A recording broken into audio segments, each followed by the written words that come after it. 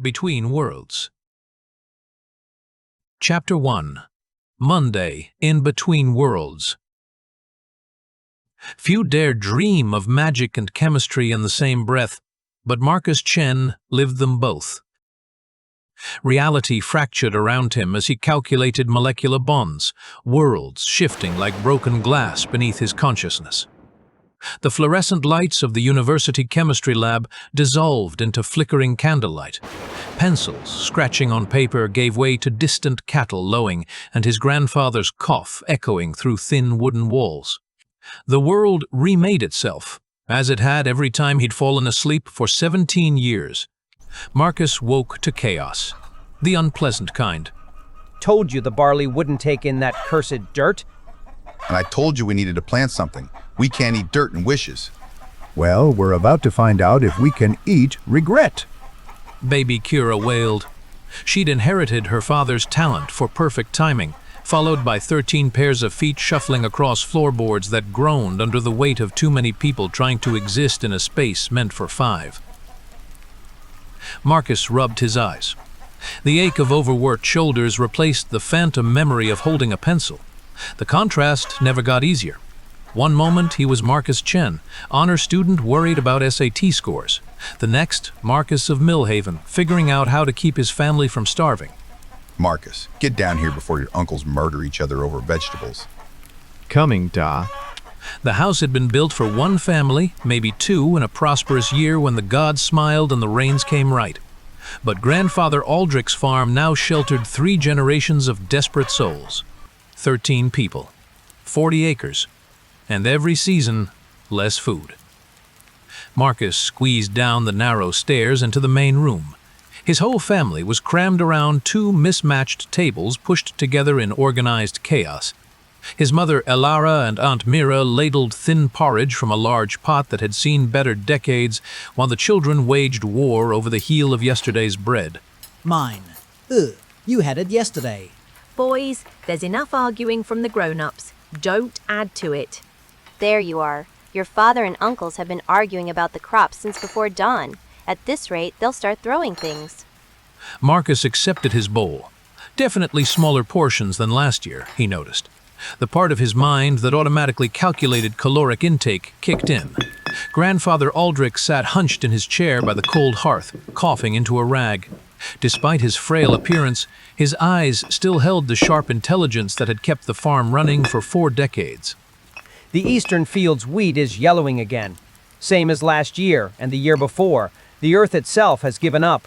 Maybe it has. Grandfather worked this land for 40 years, his father before him. Maybe the soil is tired. Marcus nearly choked on his porridge, not from the texture, which was charitably enthusiastic. In Chicago, he'd just studied soil depletion. The solution was so obvious it hurt to keep quiet. What if? He caught himself. He'd learned to be careful with his strange ideas. What if what, lad? What if we tried rotating what we plant in that field? The table went silent. Even baby Kira stopped fussing. The room held its breath. Rotating? Boy, we plant what we need to eat. You don't rotate food. I know, Uncle, but what if we planted beans in that field this season? Beans are good for the soil. They make it stronger. Next year, the wheat would grow better. Beans don't fill bellies like wheat. Marcus thought about nitrogen fixation through rhizobia, bacteria being literally the foundation of sustainable agriculture, but that seemed like the sort of information that would get him accused of witchcraft. But if the wheat grows better because of the beans? He trailed off, seeing the skepticism around the table. Where'd you get such strange notions, lad? You been having those odd dreams again? Before Marcus could explain that his odd dreams were an advanced education in a parallel universe, heavy footsteps thundered on the stairs. Morning, everyone. His cousin Tom, Big Tom to everyone, ducked through the doorway, bending nearly in half to avoid adding a head-shaped hole to the struggling architecture. At 17, he was broader than most doorframes and taller than most trees, with innocent good nature that made people trust him. Tom. Marcus. The cows are real itchy again. Scratching and scratching. It's bad. Marcus's pulse quickened. He knew what that was and how to fix it. Tom, what if we gave them a bath in the pond? Scrubbed them down well? A bath? For cattle? The itching. It's probably mites or lice. If we scrub them with soap and dunk them in the pond, it might kill whatever's making them itch. Soap costs coin we don't have. We could make soap, wood ash, and fat from the next slaughter. I know how. He caught himself before saying, "I learned it in chemistry." The family stared at him again with that mix of curiosity and concern that had become familiar. The look people gave when they weren't sure if they were witnessing genius or madness. Well, if Marcus thinks it'll work, I'm willing to try. Can't hurt to wash the beasts, right? Might improve their smell. Everything around here could use improved smell. Waste of time. But Marcus saw the hope hiding behind his gruff exterior. They were all desperate for anything that might help them survive another year, another season. You got strange ideas, boy, but these are strange times. Strange times call for creative solutions. He coughed again, then studied Marcus. You know, I've been thinking, you're 18 now, Marcus, a man grown. Marcus's stomach clenched. He knew exactly where this conversation was heading. Leanna from the bakery's been asking after you. Sweet girl, that one. Smart, too. Marriage? When we can't even feed the mouths we already have? That's exactly why. Another pair of hands, another family's resources. Liana's father has grain to spare most years. Good connections in the next village over. The dual-world disorientation crashed over Marcus like a cold wave. In Chicago, his parents wanted him in college, pre-med track, solid grades. Marriage was laughable. But here, marriage wasn't about love, it was about survival. I'm not ready. Ready? Boy, you need to marry, Marcus. You're older than me when I married. The words hit Marcus like a blow. Around the table, faces turned to him. Some hopeful, some resigned, all marked by hunger. Big Tom gave him an encouraging nod. I'll think about it, grandfather. But first, let me help the cattle and the soil. Let me try to make things better. Strange ideas. But you have the look of a man with a plan. Very well, boy. Show us these miracles. Just try not to summon any demons while you're at it. I'll do my best to keep the demonic summoning to a minimum. The family dispersed for the day's work. Marcus headed for the door. Big Tom fell into step beside him, ducking under every beam and door frame. Come on then. Let's go look at those cows. Maybe you can figure out what's making them so itchy. They spent the morning examining the cattle. Marcus tried to get close enough to see the parasites without getting kicked while Big Tom handled the work of restraining them. The sun climbed higher as they hauled water from the well, mixed ash and fat into crude soap, and scrubbed 3 uncooperative cows. This is harder than I thought. Everything's harder than you think until you do it. That's what makes it interesting. By afternoon, they'd treated half the herd. Marcus's shoulders ached, his hands were raw from the rough soap, and his clothes were ruined. But several cattle had already stopped scratching. It's working. Marcus, you're brilliant. Evening approached. Marcus helped with the daily chores, feeding chickens, mending fences, hauling more water. The work was exhausting in a way that sitting in a chemistry class never was. You did good work today, lad. Strange ideas, but good work. After dinner, Marcus lingered by the dying fire while the family settled in for the night. Using his knife, he carefully shaved thin curls from a piece of dry birch bark, pressing them until he had something that might hold marks. For a writing tool, he mixed ash from the fire with a bit of tree sap, creating a crude pencil. By the dim firelight, he made symbols on the bark paper, his own system using English letters to represent the sounds of Valdris speech. He recorded which cows were washed, which showed signs of parasites, what soap mixture worked best. No one knows. No one knows I have knowledge from another world, and no one knows how to help me use it. He tucked the bark papers and his crude pencil into his belongings, then climbed up to his narrow straw mattress. Beside him, Cousin Tam was already asleep. The sounds of the overcrowded house settling in surrounded him. Exhaustion pulled him down into sleep, with the satisfaction that came from a day of physical accomplishment. Tomorrow they'd finish the cattle and maybe start on the eastern field. His thoughts grew fuzzy as sleep claimed him. The last thing he remembered was Big Tom's gentle snoring from across the room. Chapter 2. The Balanching Act. Marcus Chen woke for the second time that Tuesday with straw in his hair and calculus in his nightmares. The sharp electronic beep of his alarm clock dragged him back to university reality. Collision course with the underside of the bunk above, introducing his forehead to solid pine. Stars. The Chicago kind, not Valdres, burst in his vision, and the phantom ache of Big Tom's reassuring hand still warmed his shoulder. Around him, his cramped dorm room materialized with jarring completeness. Textbooks stacked precariously on the desk, his laptop still open to last night's chemistry homework, his phone buzzing with notifications from a world that had continued spinning while he'd been worrying about cattle parasites and crop rotation. The dorm smelled like stale pizza and body spray, yet he swore he could still catch a ghost of lye soap and barnyard on his clothes. A sensory postcard from Valdres. Tuesday. Introduction to biology exam. First semester of college. Parents expecting weekly check-ins. The weight of 2 lives pressed down on him as he stumbled toward the shower, body moving on autopilot while his mind remained stuck between worlds. But standing under the steady stream of hot water, a luxury that would seem like magic in Valdres. Marcus felt something different. For the first time in months, he wasn't dreading biology class. In fact, he was almost excited. Finally, he was learning things that could help his family survive, not just creating makeshift rodent traps or swings for Tim and Tam. And being a doctor could be useful for saving lives in Valdres, especially in his family. His phone buzzed, a text from his mom. How's the first month going? Dad says to remind you about eating actual vegetables, not just ramen. Call us this weekend. Love you, Mum. Marcus smiled, despite his exhaustion. He pictured his parents in their small apartment, his father David opening Chen electronics repair, his mother Lee heading to the medical clinic. They'd worked double shifts for years to send him here.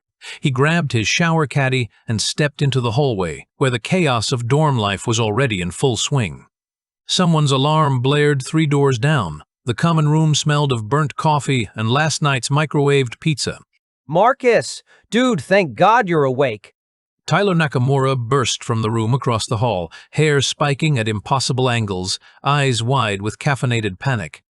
At 18, Tyler was a first-year computer science major who lived and breathed streaming metrics. My stream setup crashed again. Main rig is blue screening, and I have a sponsored stream in 2 hours. Did you try turning it off and on again? Of course Wait, let me try a full power cycle. Tyler vanished. Morning, Marcus. Jake Martinez emerged from the room next door, carrying a mug that read, Future Doctor. Unlike Tyler's chaos, Jake moved with the precision of someone who'd planned his life in 5-year increments. Big day? Jake noted the stack of flashcards. Intro bio review. You ready? You've seemed pretty confident.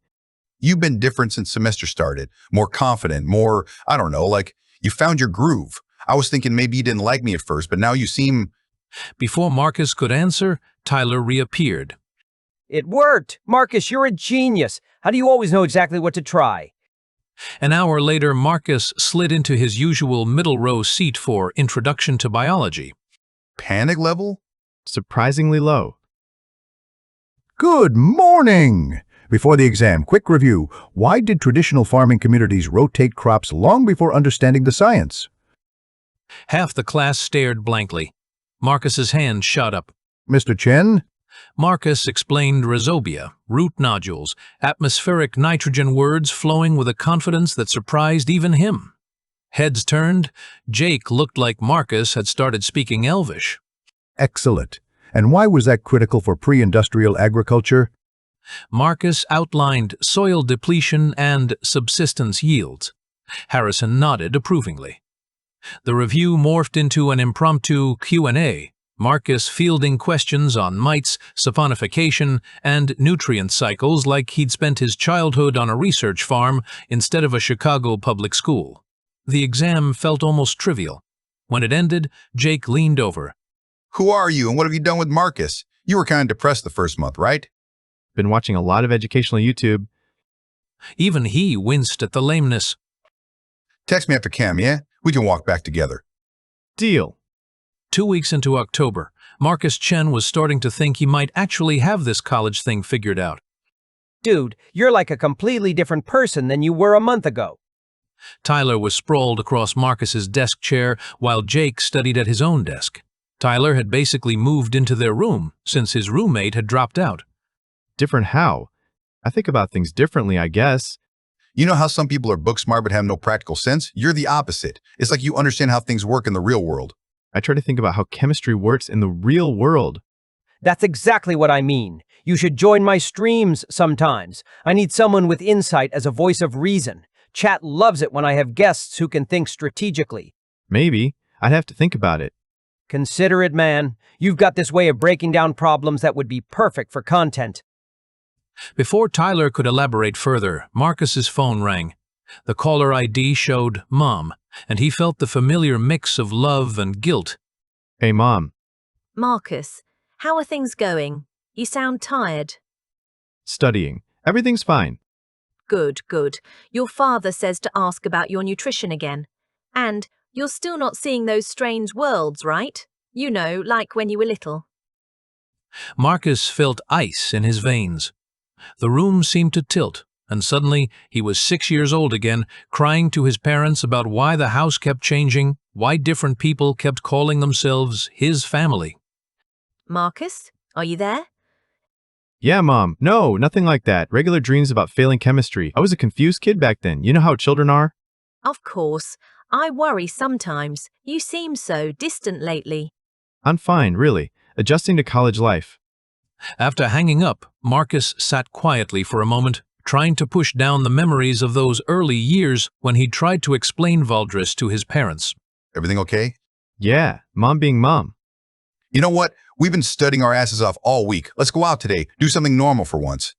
What did you have in mind?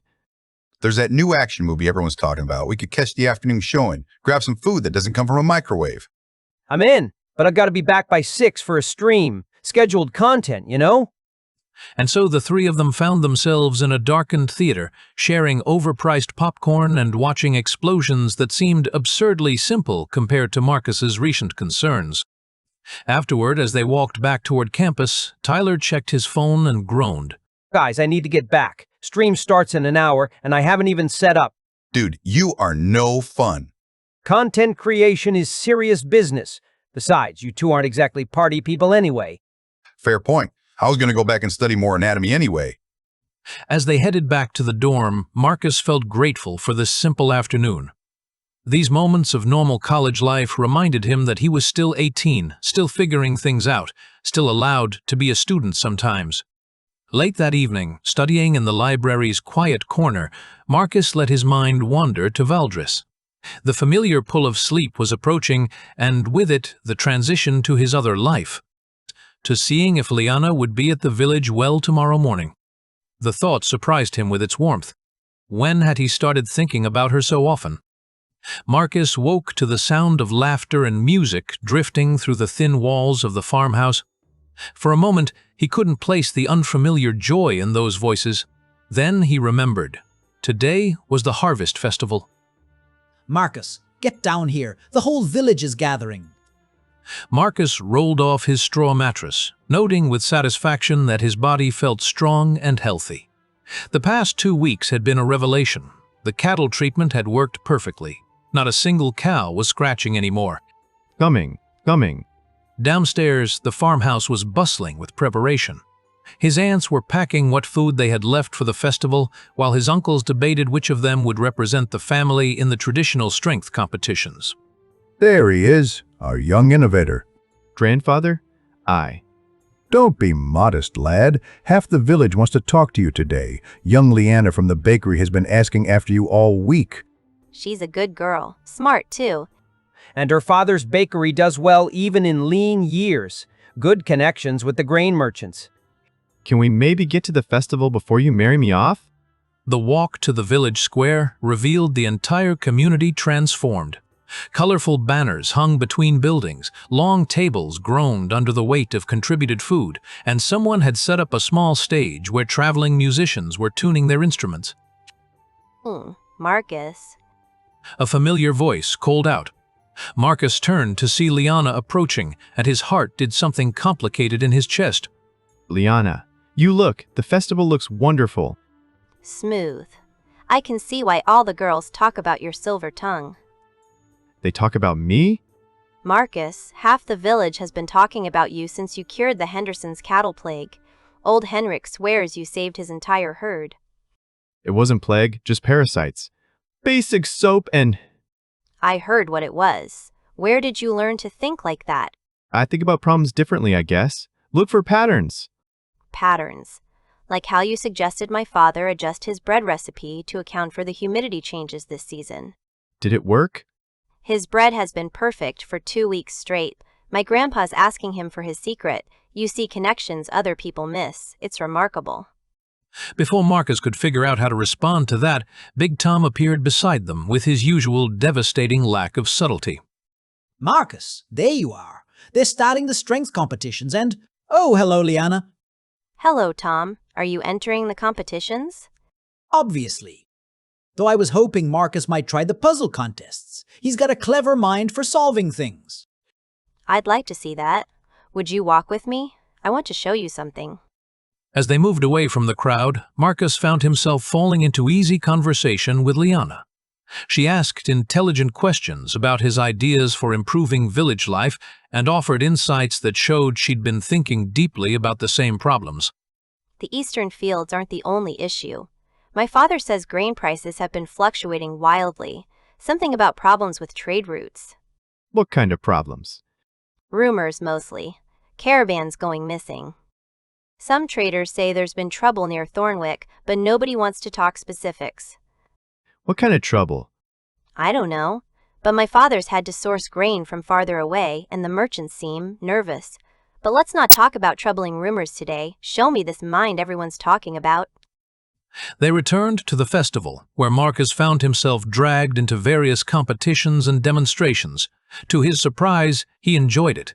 The puzzles were engaging, the company was warm, and Liana's presence made everything seem brighter. As evening approached and the musicians began playing for dancing, Liana caught Marcus's hand. In with me. I'm not good at dancing. Neither am I. We'll figure it out together.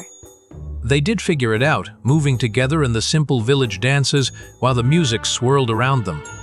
Marcus found himself thinking that this moment, this girl, this community might be worth fighting for. Marcus, I'd like to see you again, outside of festivals and emergencies. I'd like that too. As the evening wound down and families began gathering their belongings, Marcus felt a contentment he hadn't experienced in either world. Back in his narrow bed, listening to the familiar sounds of the farmhouse settling for the night, Marcus felt something he'd never experienced before: genuine balance. In Chicago, he was excelling academically, his roommates were becoming real friends, and his parents were proud of his progress. In Valdres, he was gaining respect as a problem solver. His family was eating better than they had in years, and Liana made him think about possibilities he'd never considered. For the first time since his world switching began, Marcus started making long-term plans for both lives. Maybe he could pursue agricultural science in college, legitimately research the solutions his Valdres family needed. The only shadow on his contentment was Liana's mention of trouble near Thornwick. But surely that was typical medieval political squabbling. Nothing that would affect a small farming village like Millhaven. As sleep claimed him, Marcus felt more confident than he ever had. He'd figured out how to live in both worlds successfully. What could possibly go wrong? Outside, far beyond the village boundaries, a thin line of smoke rose against the autumn sky, too distant to see, too early to cause alarm, but growing larger each night. The comfortable balance Marcus had fought so hard to achieve was about to shatter completely. But for tonight, he slept peacefully, dreaming of harvest festivals and chemistry labs, of Liana's laugh and Tyler's discoveries, unaware that his two worlds were about to collide in ways he never could have imagined. Chapter 3. Smoke on the Horizon. The morning started like any other in Millhaven, with Marcus checking the cattle for parasites and helping his grandfather mend the fence posts. The improved feed rotation was showing results. The cows looked healthier, and milk production had increased enough that his Aunt Mara smiled when she counted the morning's yield. Strange ideas or not, these beasts haven't looked this good since before the drought. Marcus was calculating how much surplus milk they might have for the next market day when he heard the commotion from the village center. Shouting, but not the usual kind. Not children playing or merchants haggling. This was different, urgent, afraid. Marcus! Hey, Marcus! Marcus called to his cousin, who was struggling to lift a stubborn fence post. Tom, you hear that? Tom straightened, his massive frame making the heavy wooden post look like a stick. He cocked his head like a confused ox. Trouble sounds. Go look? We'll both go. They dropped their tools and jogged toward the village square, where a crowd had gathered around 4 figures Marcus didn't recognize. As they pushed through the cluster of neighbors, he caught sight of the strangers, travel-worn, filthy, and hollow-eyed with exhaustion. Their clothes were torn, their faces gaunt, and one woman clutched a bundle that took Marcus a moment to realize was a sleeping child. The 4th refugee, a middle-aged woman with graying hair, stood slightly apart from the others, watching the crowd with an oddly cheerful expression that seemed completely inappropriate for the circumstances. Start from the beginning, travelers. Slowly now. The tallest of the 3, a man with prematurely gray hair and a scar running from his left temple to his jaw, took a shaky breath. My name is Faris of Thornwick, or was, before Thornwick ceased to be. We've walked for 9 days to bring word of what's coming. A murmur rippled through the crowd. Thornwick was 2 days' hard ride to the east, a prosperous town known for its skilled weavers and fair markets. Huaming? Elder Oldwin's voice carried a note Marcus had never heard before. Fear. Faris's companion, an older woman with steel-gray hair, stepped forward. The wizard Malachar has turned his eyes westward. His army struck Thornwick without warning, but that's not the worst of it. The stories are true. All of them. Marcus felt his stomach drop. Stories? What stories? In all his time in Valdris, he'd heard tales of distant kingdoms and petty wars between lords, but nothing about wizards. What stories? Asked Marta, the innkeeper's wife, though her voice suggested she already knew. He commands the elements themselves. We saw fire rain from clear skies. The earth opened to swallow our guardsmen, and the dead rose to serve him. Several more villagers crossed themselves, and Marcus heard someone mutter, "Blessed Maker, preserve us," behind him. His mind raced, trying to process what he was hearing. Magic. Magic was real. Surely you speak in metaphors. Men can seem to command elements through clever artifice. No artifice. I watched the wizard stride through our town square. The fountain stones cracked at his word. When Town Elder Morris raised his sword against him, the wizard turned the air to ice around the man, froze him solid where he stood, then shattered him like glass with a gesture. Frozen solid? Like water in winter, but in summer. Exactly so, large fellow. And that was merely his greeting. What followed? He trailed off, unable to continue. The 3rd refugee, a boy who couldn't be more than 14, finally spoke. His voice cracked with exhaustion and trauma. General Kuroff leads his vanguard. He's the one who struck Thornwick. He froze Morris. And there's whispers of others. A woman who commands beasts. Another who... The boy's voice broke entirely. Easy, lad. You've done well to bring us warning. Elder Aldwin's gaze turned to the 4th refugee, the woman who had remained silent. And you, good woman? What tale do you bring? The woman stepped forward with a bright, almost cheerful smile. Celestine from Rockwall, darling. Terrible business, all of it. I was visiting Thornwick when the attack came. Fortunate to escape with these brave souls, wasn't it? Marcus frowned. Something about her manner struck him as wrong. The others were clearly devastated, haunted by what they'd witnessed. But this Celestine spoke with the casual cheerfulness of someone discussing a mildly inconvenient rainstorm. Marcus's grandfather, who had been silent until now, stepped forward. Despite his age, his voice carried the authority of someone who had lived through hard times. How long do we have? General Koroth's forces were still burning the outer farms when we fled. 9 days passed. If they move as they did toward Thornwick, perhaps a fortnight before the first scouts reach your borders, maybe less. The crowd erupted in frightened chatter. Marcus heard fragments of conversation, arguments about fleeing versus fighting, debates over where to go, speculation about whether the warnings were even true. But his mind had latched onto something else entirely. Magic was real. All his careful plans about introducing modern farming techniques and business practices suddenly seemed naive. How do you compete with someone who can command the elements themselves? Marcus, you look like you've seen a ghost. Maybe I have. Then louder, Tom, we need to get back to the family. Grandfather will want to discuss this with everyone. As they pushed back through the crowd, Marcus caught fragments of the refugees' continued testimony. Details about the speed of Malachar's conquest, whispers about those with the spark fleeing ahead of his armies. Marcus glanced back at the refugees one more time and noticed something that made his skin crawl.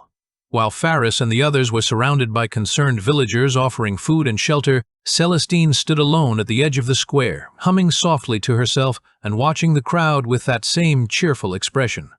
Lovely village you have here, darling. When they reached the farm, Marcus found his extended family gathered in the main room, having already heard the news from neighbors. His grandfather sat in his carved chair, the one reserved for family councils, while aunts, uncles, and cousins filled the space around him. 13 souls under this roof, 40 acres of good land, livestock that's finally prospering. Do we abandon all of it on the word of strangers? Strangers who've walked 9 days to warn us. If even half of what they say is true. If it's true, then running won't save us. A man who can command magic will find us wherever we go. What do you think, Marcus? You've been quiet since you returned from the village. All eyes turned to him. These people looked to him for guidance, had grown to trust his strange ideas because they produced results. But how could he advise them about something so far beyond his experience? I think that we need more information. The refugees spoke of Malachar having generals, of organized armies. That suggests structure, strategy, patterns we might understand, but they spoke of magic I can't comprehend. If we stay, we might lose everything. If we flee, we definitely lose the farm, but we might save our lives. The question is, whether we trust these strangers enough to abandon our home. Marcus goes, I go. Simple as that. It's not that simple, Tom. Is for me. You've never steered us wrong yet. Made the cows healthy, helped the crops grow better. Yeah, that rodent trap last year was a bust, but it was something. If you think we should run from this wizard fellow, then we run. Several family members nodded agreement, and Marcus felt the weight of their trust settling on his shoulders. In his modern life, his biggest responsibility was passing his college courses. Here, 13 people were prepared to abandon their home based on his judgment.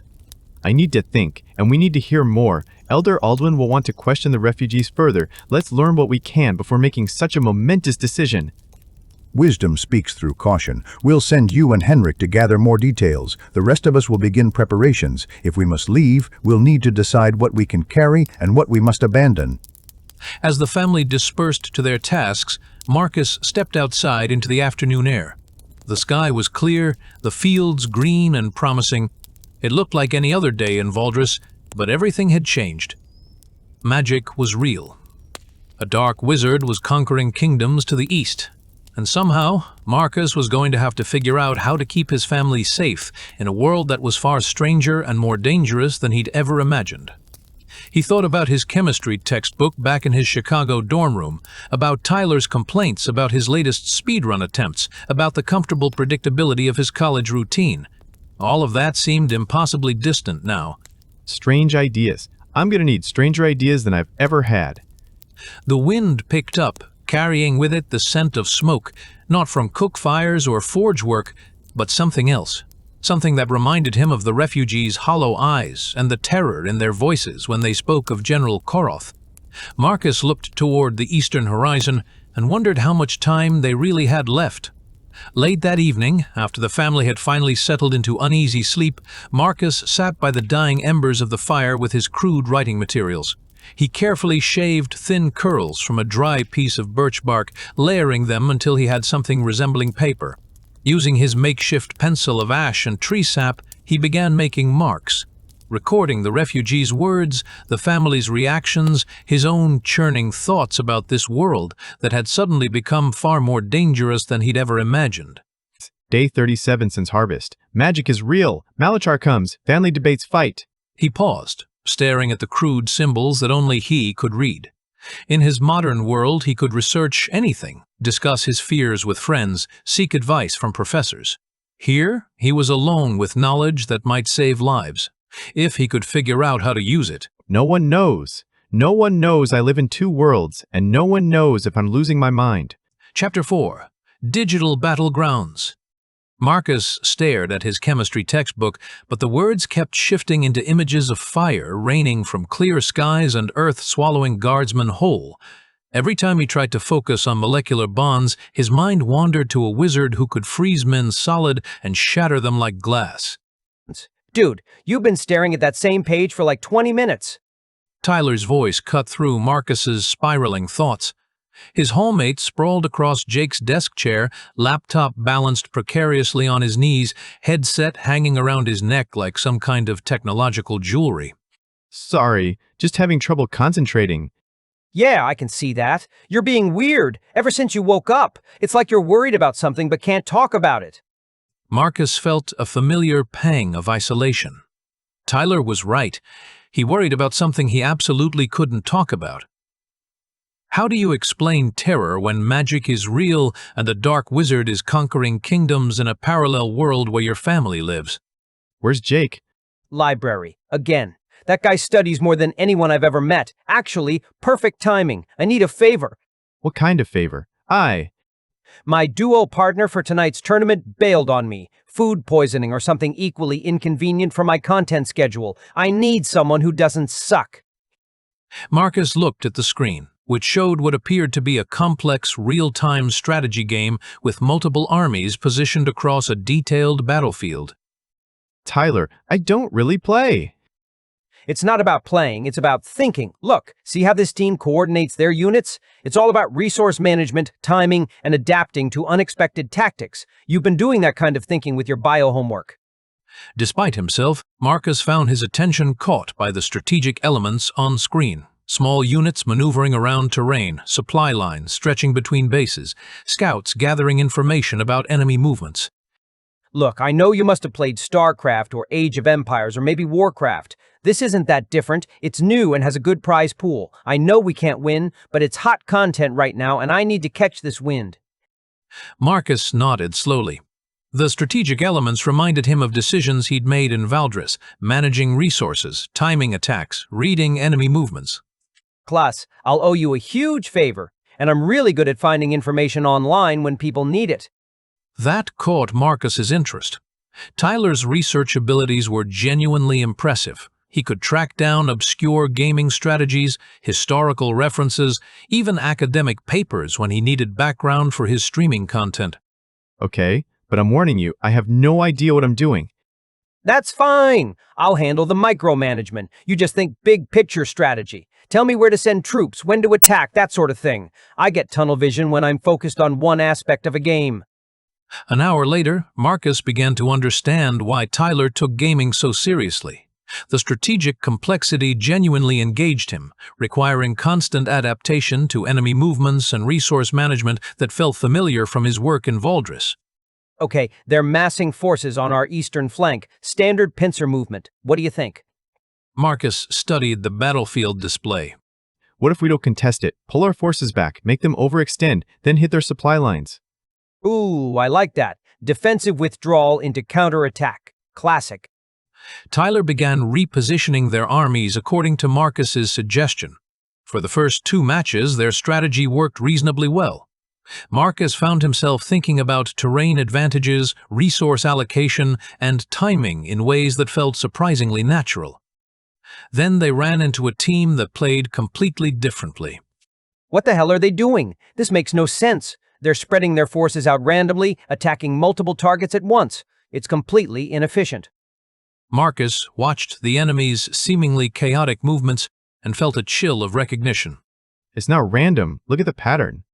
What pattern? They're not trying to win pitched battles. They're disrupting our resource gathering, hitting our scouts, keeping us from getting information. And forcing us to spread our defenses thin. We keep trying to predict their next major attack, but they're not planning one. They're just wearing us down. It's like they're playing a completely different game than we are. They lost. Badly. Okay, that was actually brilliant. Unconventional, but brilliant. I'd never seen anything like that approach. Have you encountered tactics like that before? Not in my elo. Most people suck and play because of my content. Warriors of Waldara won this week's game rotation among my subs, but you know what? I bet there are communities discussing this kind of thing. Unconventional tactics, asymmetric warfare theory. Asymmetric warfare? Yeah, when one side uses completely different methods than the other, like guerrilla tactics versus traditional military. Look at this, there's a whole subreddit dedicated to unconventional RTS strategies. Marcus leaned forward, reading over Tyler's shoulder as he scrolled through discussion threads about irregular tactics, resource denial, psychological warfare in gaming contexts. And check this out. Discord servers where people analyze historical military tactics and adapt them for strategy games. Some of these discussions are incredibly detailed. Marcus felt his pulse quicken as he spotted thread titles about defending against superior forces, using terrain advantages, disrupting enemy supply chains. The discussions were focused on gaming, but the underlying principles... This is fascinating. Right? I had no idea there were so many people thinking deeply about this stuff. Want me to send you some links? Might help with your strategic thinking for future matches. Yeah, definitely.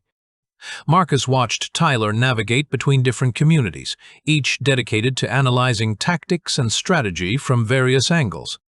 The internet's ability to connect people with shared interests never stopped amazing him.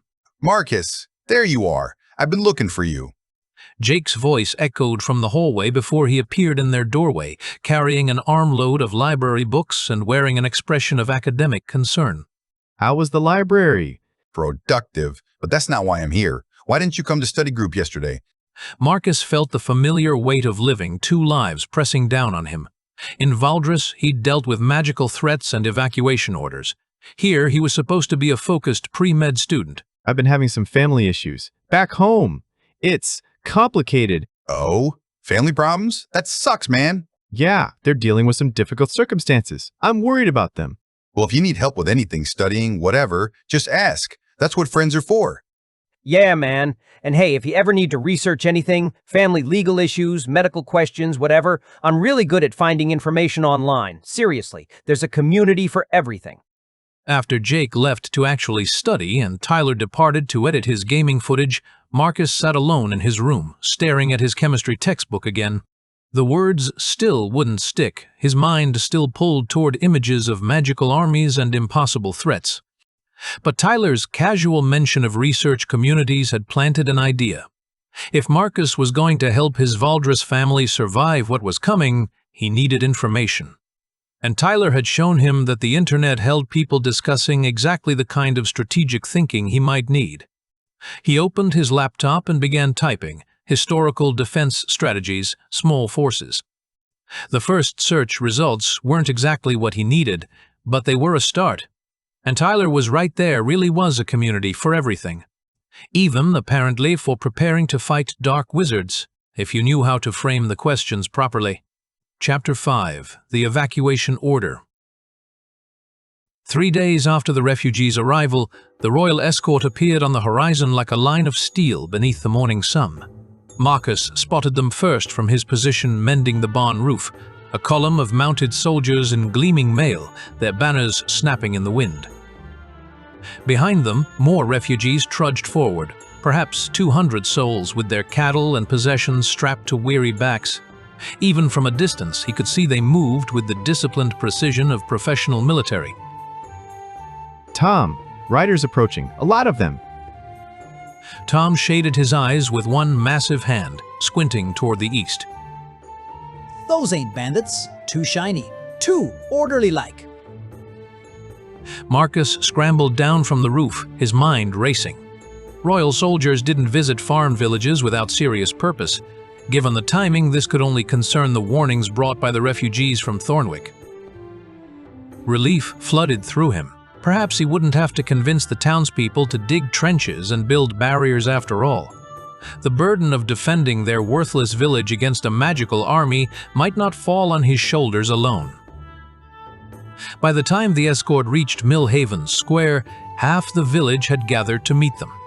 Marcus and his family clustered with their neighbors, watching as 20 mounted soldiers formed a disciplined formation around a central figure who commanded immediate attention.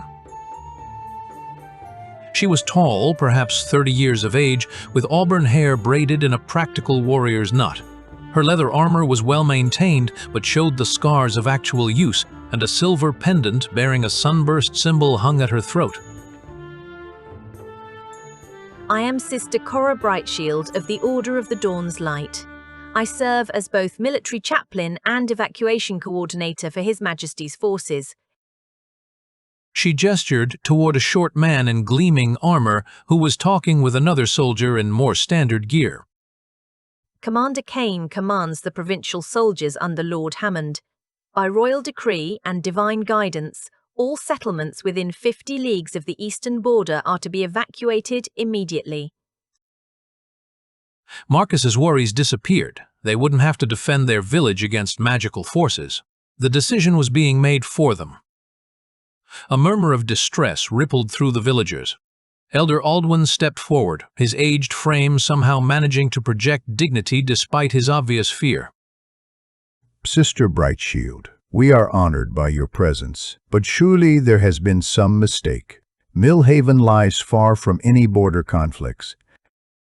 No mistake, Honored Elder. The threat we face transcends traditional boundaries. The Dark Wizard Malakar's advance has accelerated beyond our initial calculations. Intelligence suggests his forward elements may reach this region within days rather than weeks. No one should fear. We will evacuate everyone safely behind the capital's strong walls. The reassurance helped somewhat, but Marcus could read the pain on everyone's faces. Abandoning everything they had built would hurt deeply. Where are we to go? We have businesses here, families, livestock. The capital city of Drakmor offers sanctuary behind its walls and magical protections. Wagons will be provided for essential belongings and those unable to walk. The journey will take 18 days, perhaps 20, depending on the size of our column. Marcus's grandfather pushed through the crowd, his walking stick tapping against the cobblestones. Despite his age, his voice carried the weight of village leadership. And if we choose to remain, this is our home, sister. Some of us have roots here deeper than royal decrees. Honored grandfather, I have seen what Malakar's forces leave behind.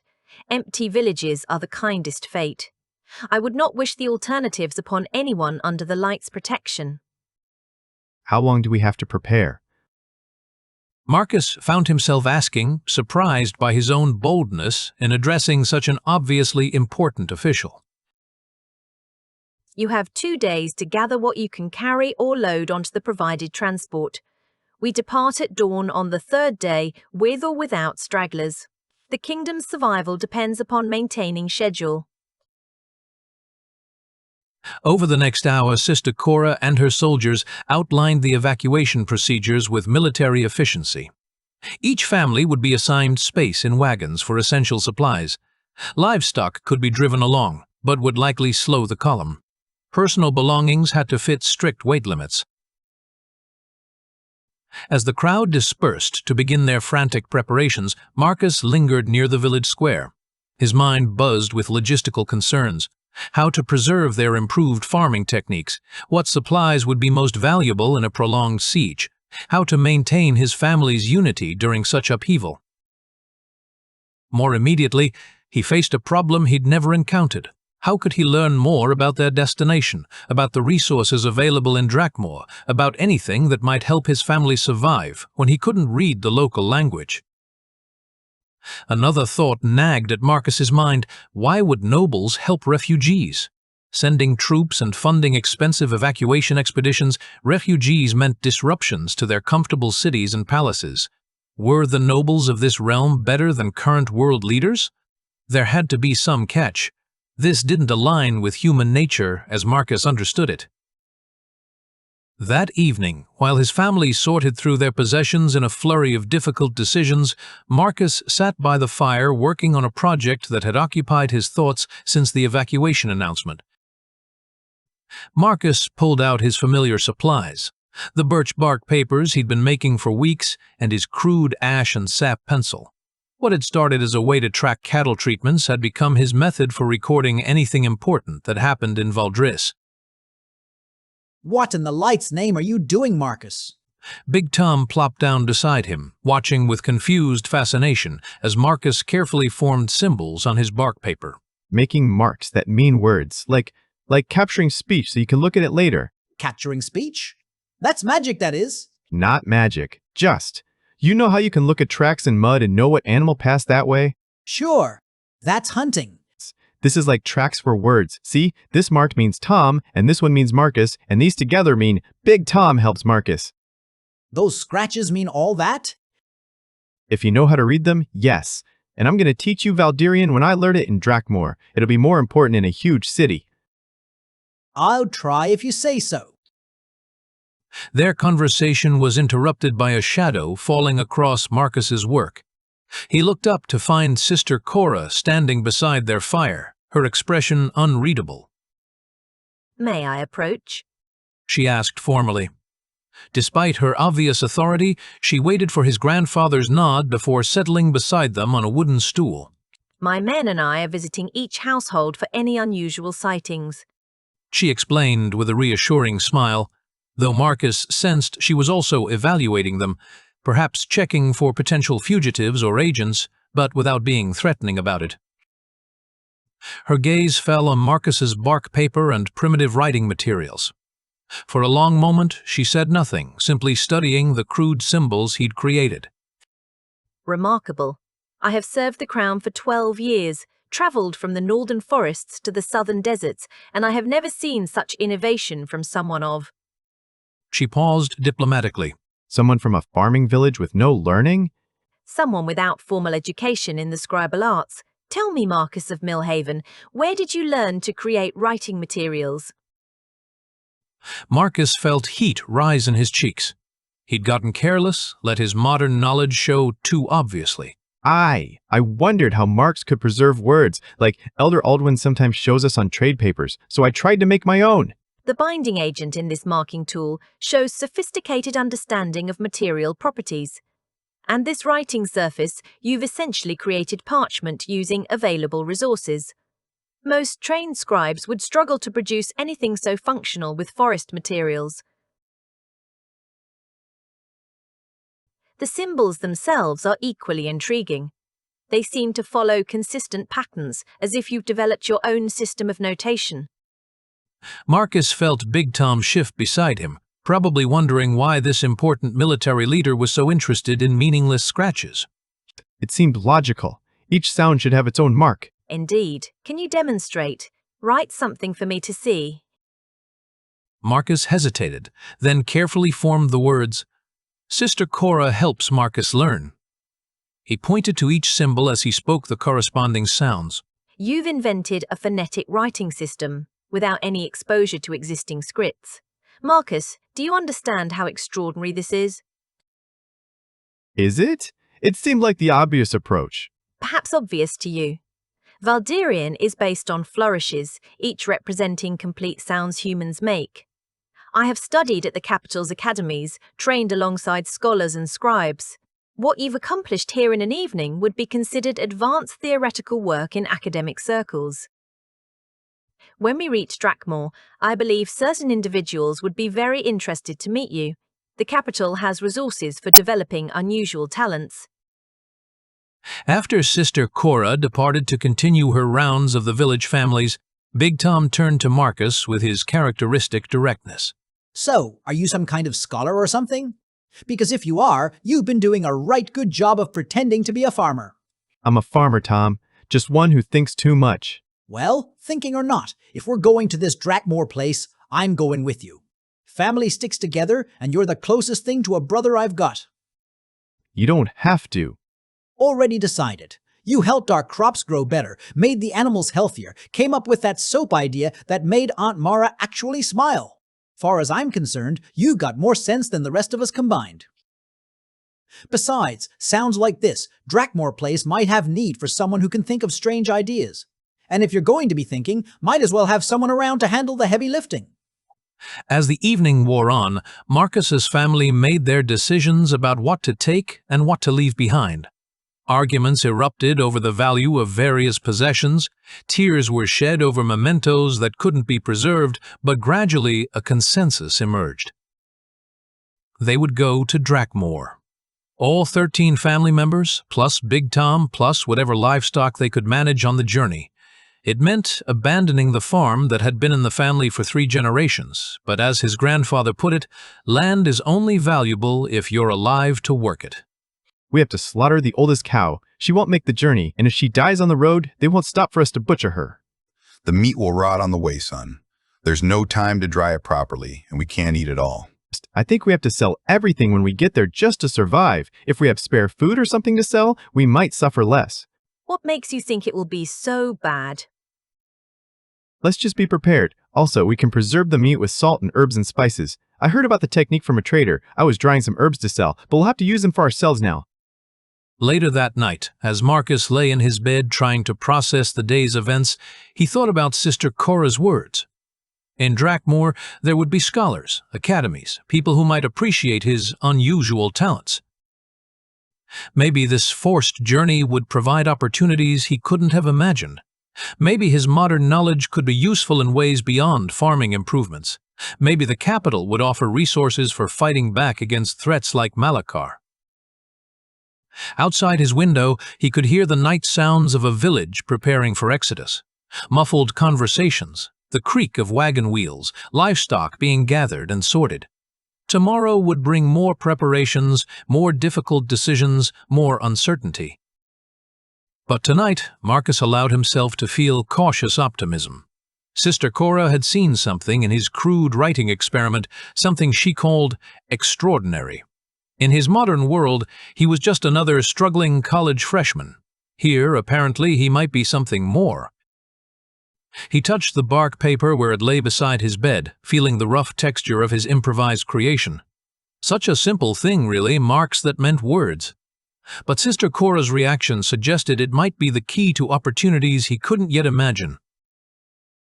The evacuation was forcing them toward an uncertain future, but for the first time since the refugees' arrival, Marcus wondered if that future might hold possibilities as well as dangers. 2 days, he reminded himself, 2 days to prepare for a journey that would change everything. He was ready to find out what lay beyond the horizon. Chapter 6: Research and Consequences. Marcus pushed through the heavy glass doors of the university library, his backpack stuffed with notebooks and a growing sense of urgency. 2 days had passed since the evacuation order in Valdris, and he'd been thinking constantly about Sister Cora's mention of the capital's academies and resources. But first, he needed answers to questions that had gnawed at him since the refugees' arrival. If he was going to meet scholars in Drakmore, he wanted to be prepared with the right questions, ones that might help him understand this strange world he'd been living in without knowing he could research it. The library's main floor bustled with the usual mix of stressed students and caffeine-fueled academic desperation. Marcus found an empty table in the reference section and spread out his materials, notebooks, pens, and a carefully constructed list of questions he'd been developing.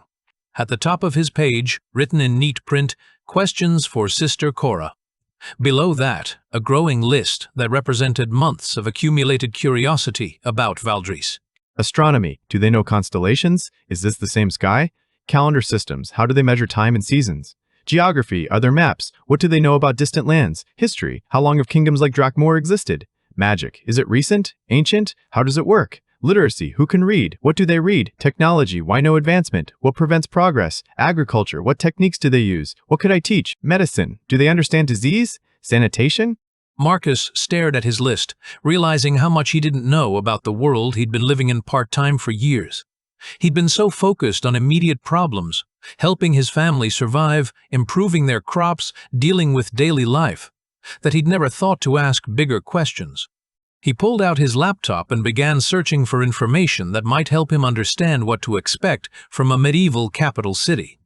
Academic databases, historical texts, anything that might give him insight into how knowledge was preserved and transmitted in pre-industrial societies.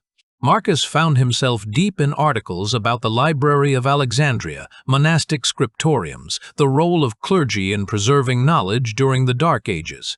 He took notes about how information was organized, how scholars communicated across distances, what kinds of questions would seem natural for someone from a farming village to ask. A paper on astronomical knowledge in medieval Europe caught his attention. He scanned through sections on celestial navigation, calendar systems, the preservation of Greek astronomical texts.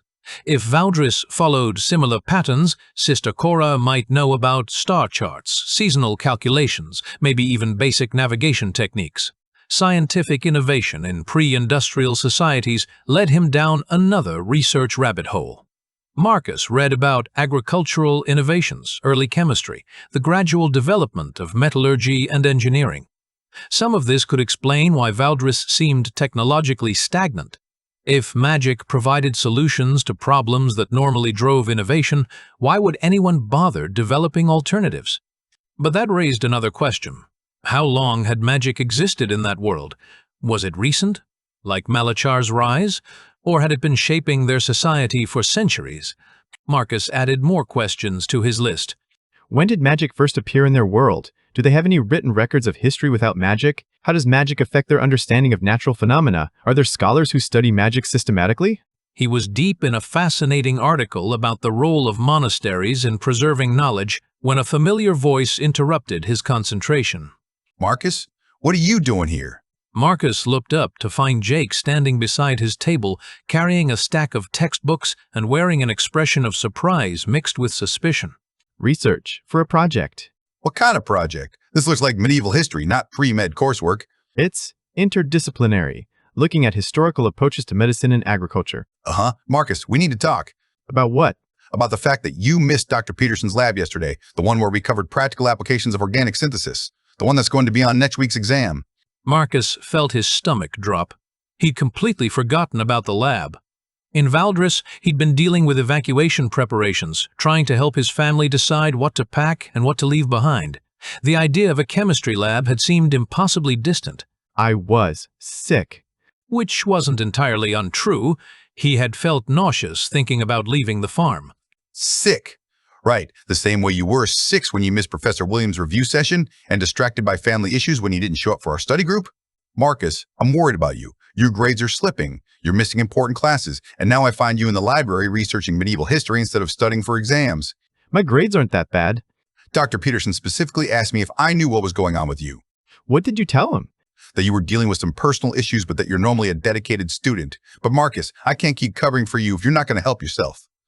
They sat in silence for a moment, surrounded by the ambient noise of the library keyboards clicking, pages turning, the distant hum of the ventilation system. Marcus stared at his list of questions for Sister Cora and felt the familiar weight of living 2 lives. Look, I don't know what's really going on with you, but whatever it is, you can't let it destroy your future. Your parents sacrificed everything to get you here. I know that. Do you? Because from where I'm sitting, it looks like you're more interested in medieval research than modern medicine. Marcus closed his notebook, covering his list of questions. It's not that simple. Then explain it to me. Help me understand what's so important about astronomical knowledge in pre-industrial societies that it's worth failing chemistry over. How could Marcus explain that understanding astronomical knowledge in pre-industrial societies might literally be a matter of life and death for his family in Valdris? How could he say that his medieval research was more urgent than his modern education because he was the only person who could help bridge the gap between worlds? I can't. I wish I could, but I can't explain it.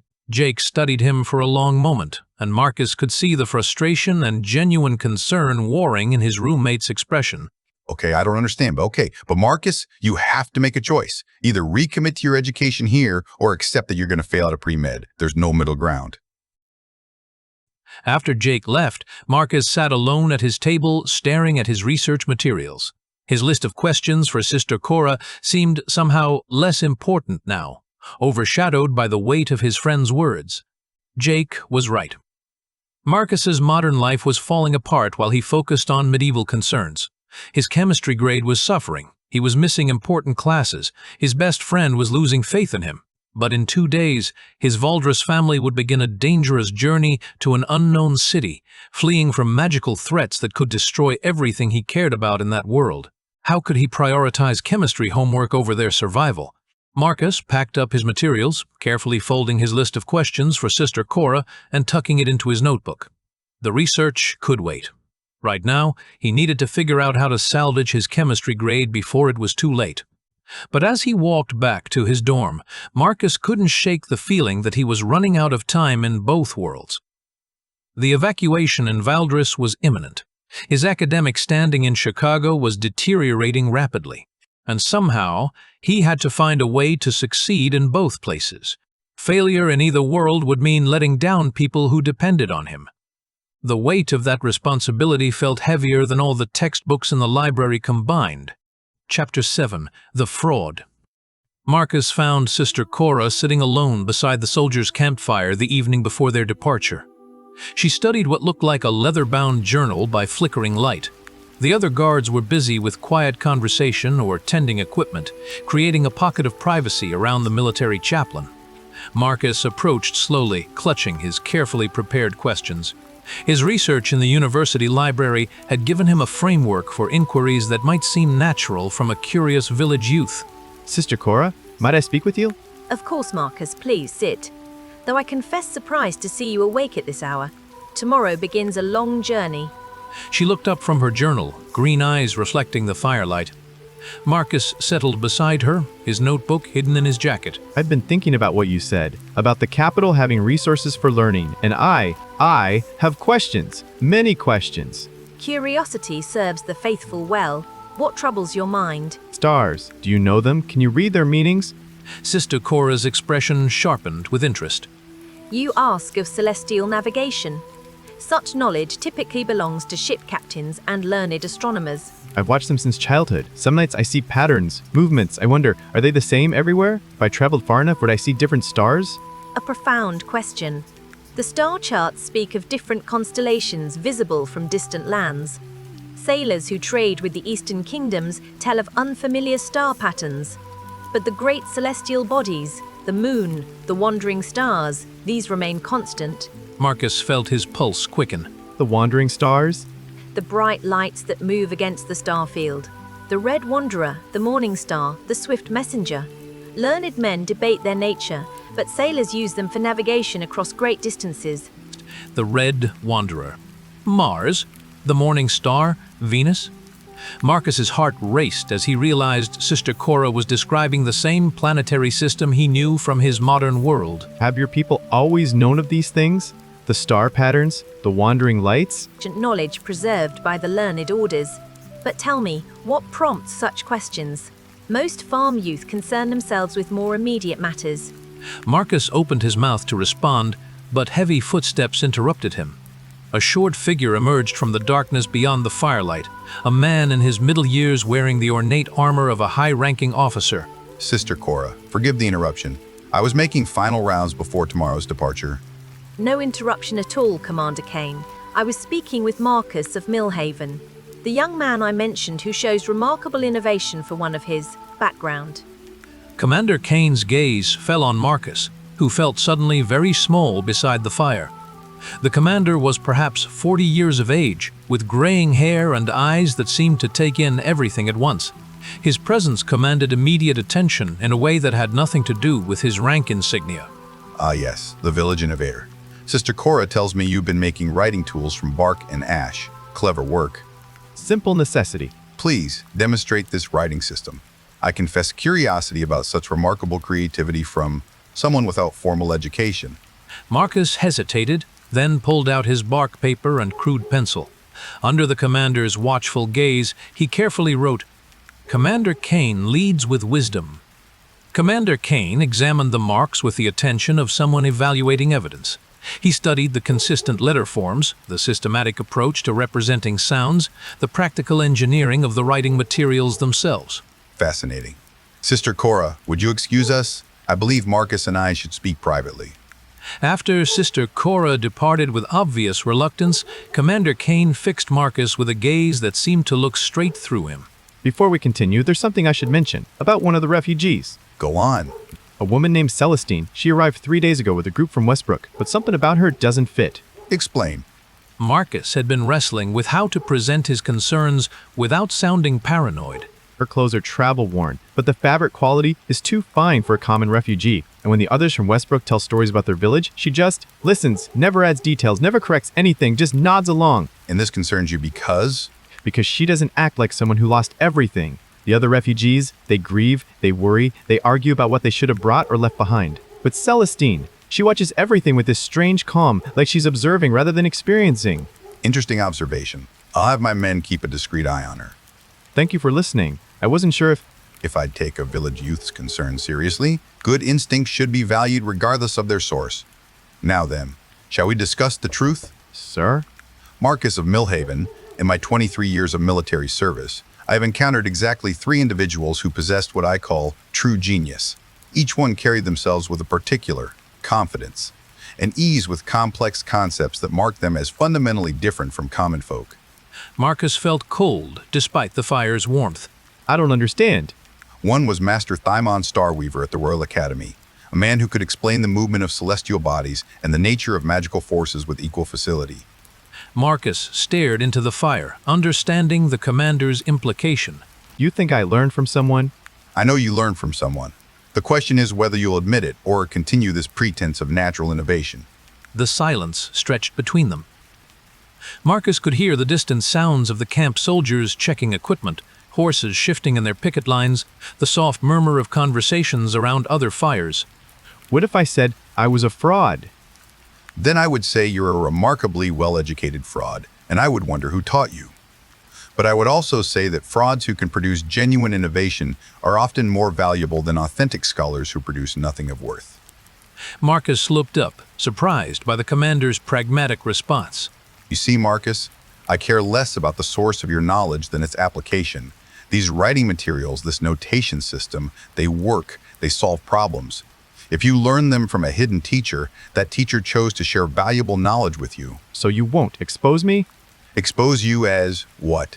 Someone who learned useful skills and chose to apply them for his family's benefit? That's commendable, not criminal. Marcus felt a wave of relief, followed immediately by curiosity. You mentioned 3 geniuses. The second was a court physician who could diagnose ailments from the slightest symptoms. The third was a man who claimed to see the future. He predicted 3 separate bandit attacks with perfect accuracy before disappearing one night. What would you advise? Be honest about your limitations. No one expects a farm youth to possess advanced theoretical knowledge. But practical innovation, learned skills applied creatively, that's both believable and valuable. Commander Kane stood, brushing dust from his armor. If you're interested in expanding your education, the capital offers opportunities. Master Thymon Starweaver at the Royal Academy, in particular, maintains an open-door policy for those who demonstrate genuine intellectual curiosity. The Academy accepts village youth? The Academy accepts anyone who can contribute meaningfully to the pursuit of knowledge, and Master Thymon has a particular interest in unconventional approaches to conventional problems. After the commander departed, Marcus sat alone by the dying fire, processing the evening's revelations. He'd been declared a fraud, but somehow felt more hopeful than before. Commander Kane's pragmatic acceptance of learned skills provided a framework for explaining his modern knowledge without revealing its true source. More importantly, the mention of Master Thymon the Starweaver offered a potential path forward. An academy that valued unconventional thinking, led by someone interested in innovative approaches, that sounded like exactly what Marcus needed. He pulled out his notebook and added a new entry to his list of questions. Master Thymon Starweaver, what kind of man? What interests him? Royal Academy, how does one gain admittance? What do they study? Fraud, identity, how to maintain useful knowledge while seeming authentic. As Marcus prepared to return to his family's wagon, he realized the evening had provided more than answers to his astronomical questions. He gained a potential mentor's name, a possible educational path, and most importantly, permission to be exactly what he was, someone with unusual knowledge who wanted to use it constructively. Tomorrow they would begin the journey to Drakmore. When they arrived, Marcus would seek out Master Thymon Starweaver at the Royal Academy. And perhaps, finally, he would find someone who could help him understand both the world he lived in and the knowledge he'd brought to it. But first, he had one more task to complete before sleep. Tyler had promised to help with research, and Marcus had Tyler's list of strategic communities bookmarked on his laptop. If Master Timon proved interested in unconventional approaches to problems, Marcus wanted to be prepared with the most unconventional thinking he could find. Back in his modern world, there was an entire internet full of people discussing exactly the kind of strategic challenges he might face in Valdris. Time to start taking advantage of that resource. Chapter 8. The Journey Begins. Dawn came too early, and with too much finality. Marcus woke to the sound of wagons creaking and livestock protesting, the entire village of Millhaven transforming into something that looked like a medieval refugee caravan. Time to go, lad. The sisters want us moving before full light. His grandfather said softly, touching Marcus's shoulder. Despite his age and persistent cough, Aldrich's eyes held steady determination. Marcus rolled off his straw mattress for what he knew would be the last time. Around him, his family moved with the efficiency of people who'd spent 2 days making impossible decisions about what pieces of their life they could carry and what they'd have to leave forever. The house felt empty already, stripped of anything portable and valuable. 40 years of accumulated memories reduced to what 5 cows could carry and what 13 people could bear on their backs. They couldn't afford a wagon, so they loaded up their remaining cattle and prepared to walk. Marcus, come see what Commander Kane wants. Big Tom's voice boomed from outside, somehow managing to sound cheerful despite the circumstances. Marcus pulled on his traveling clothes, his sturdiest tunic and the boots his mother had crafted for him last winter, and stepped outside into organized chaos. The entire village was in motion, families loading final belongings, children crying or running underfoot, livestock being herded into traveling formation. Sister Cora stood beside her horse, checking items off a list with military precision.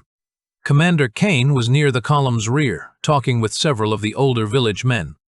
When he spotted Marcus approaching with Big Tom, he gestured them over. Marcus of Millhaven and Thomas, correct? I have a proposition for you both. Sir! The rear guard detail is short-handed. 2 of my soldiers came down with fever during the night, and I need reliable men to help escort the slower families and wagons. The work pays 2 silver pieces each for the journey, plus additional rations. Marcus felt his pulse quicken. 2 silver pieces was more money than his family had seen in months. What would we need to do?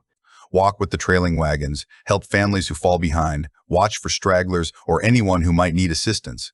Basic escort duty. The commander's gaze fixed on Big Tom. I'm told you're strong enough to lift the wagon wheel out of a rut, single-handed. Stronger than that, sir.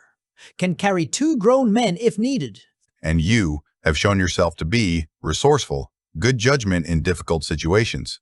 Marcus thought about his family's desperate need for money, about the uncertainty waiting for them in Drakmore.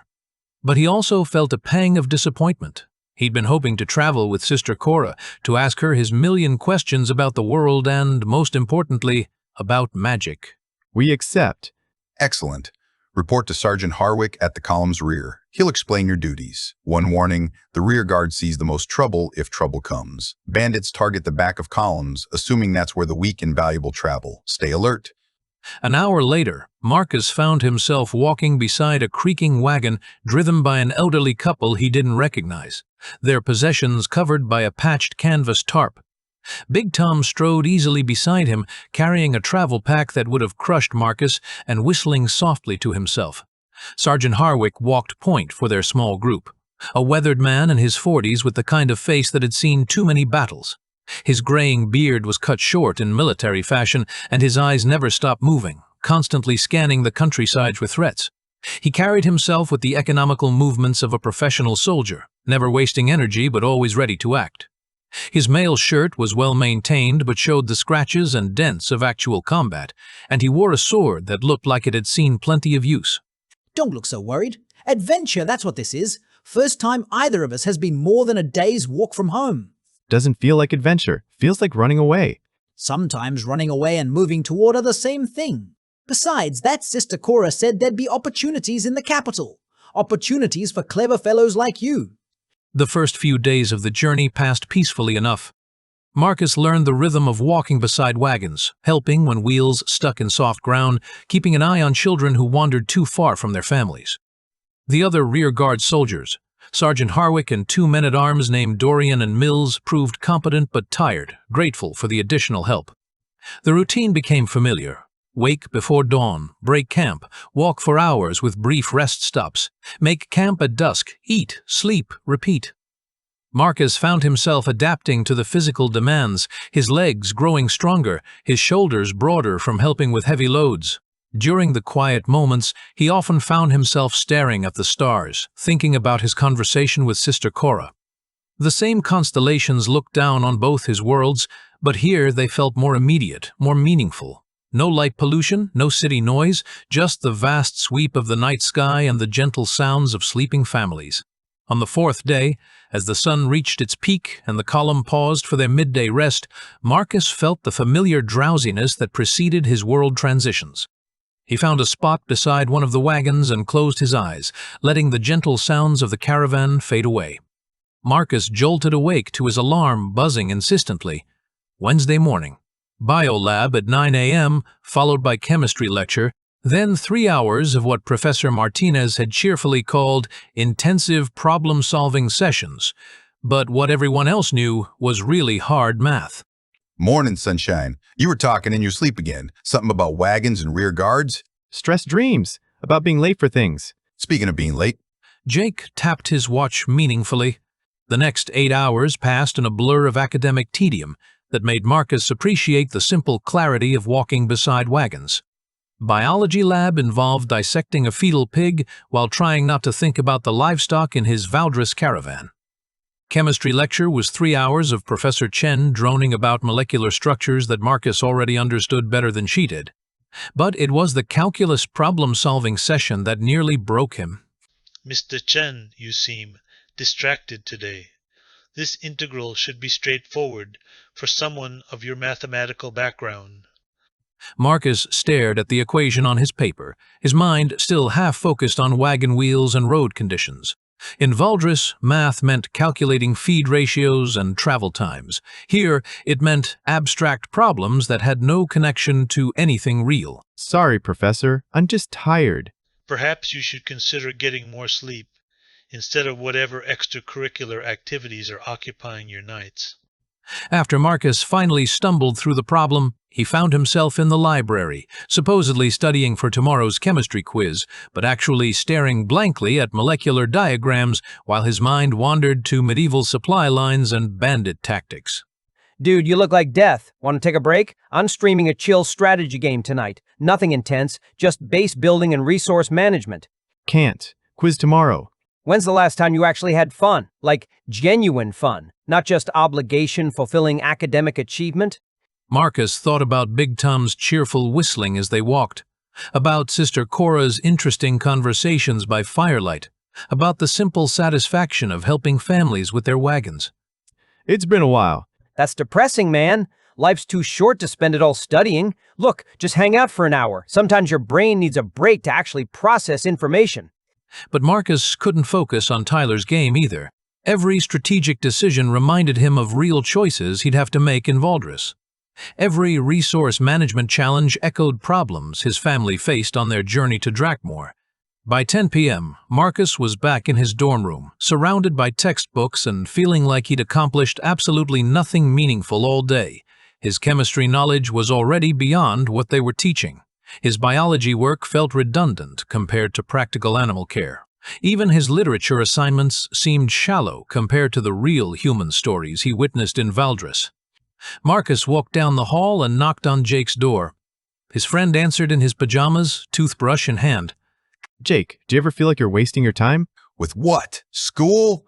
With everything. Like you're going through the motions of a life that doesn't really matter? That's a pretty heavy question for a Wednesday night. You sure you're okay? Yeah, just thinking too much. Well, stop thinking and start sleeping. Tomorrow's a new day. As Marcus finally drifted off to sleep, he felt relief at the prospect of returning to Valdris, where his choices had real consequences and his knowledge could actually help people. Marcus opened his eyes to afternoon sunlight filtering through the canvas of a wagon cover.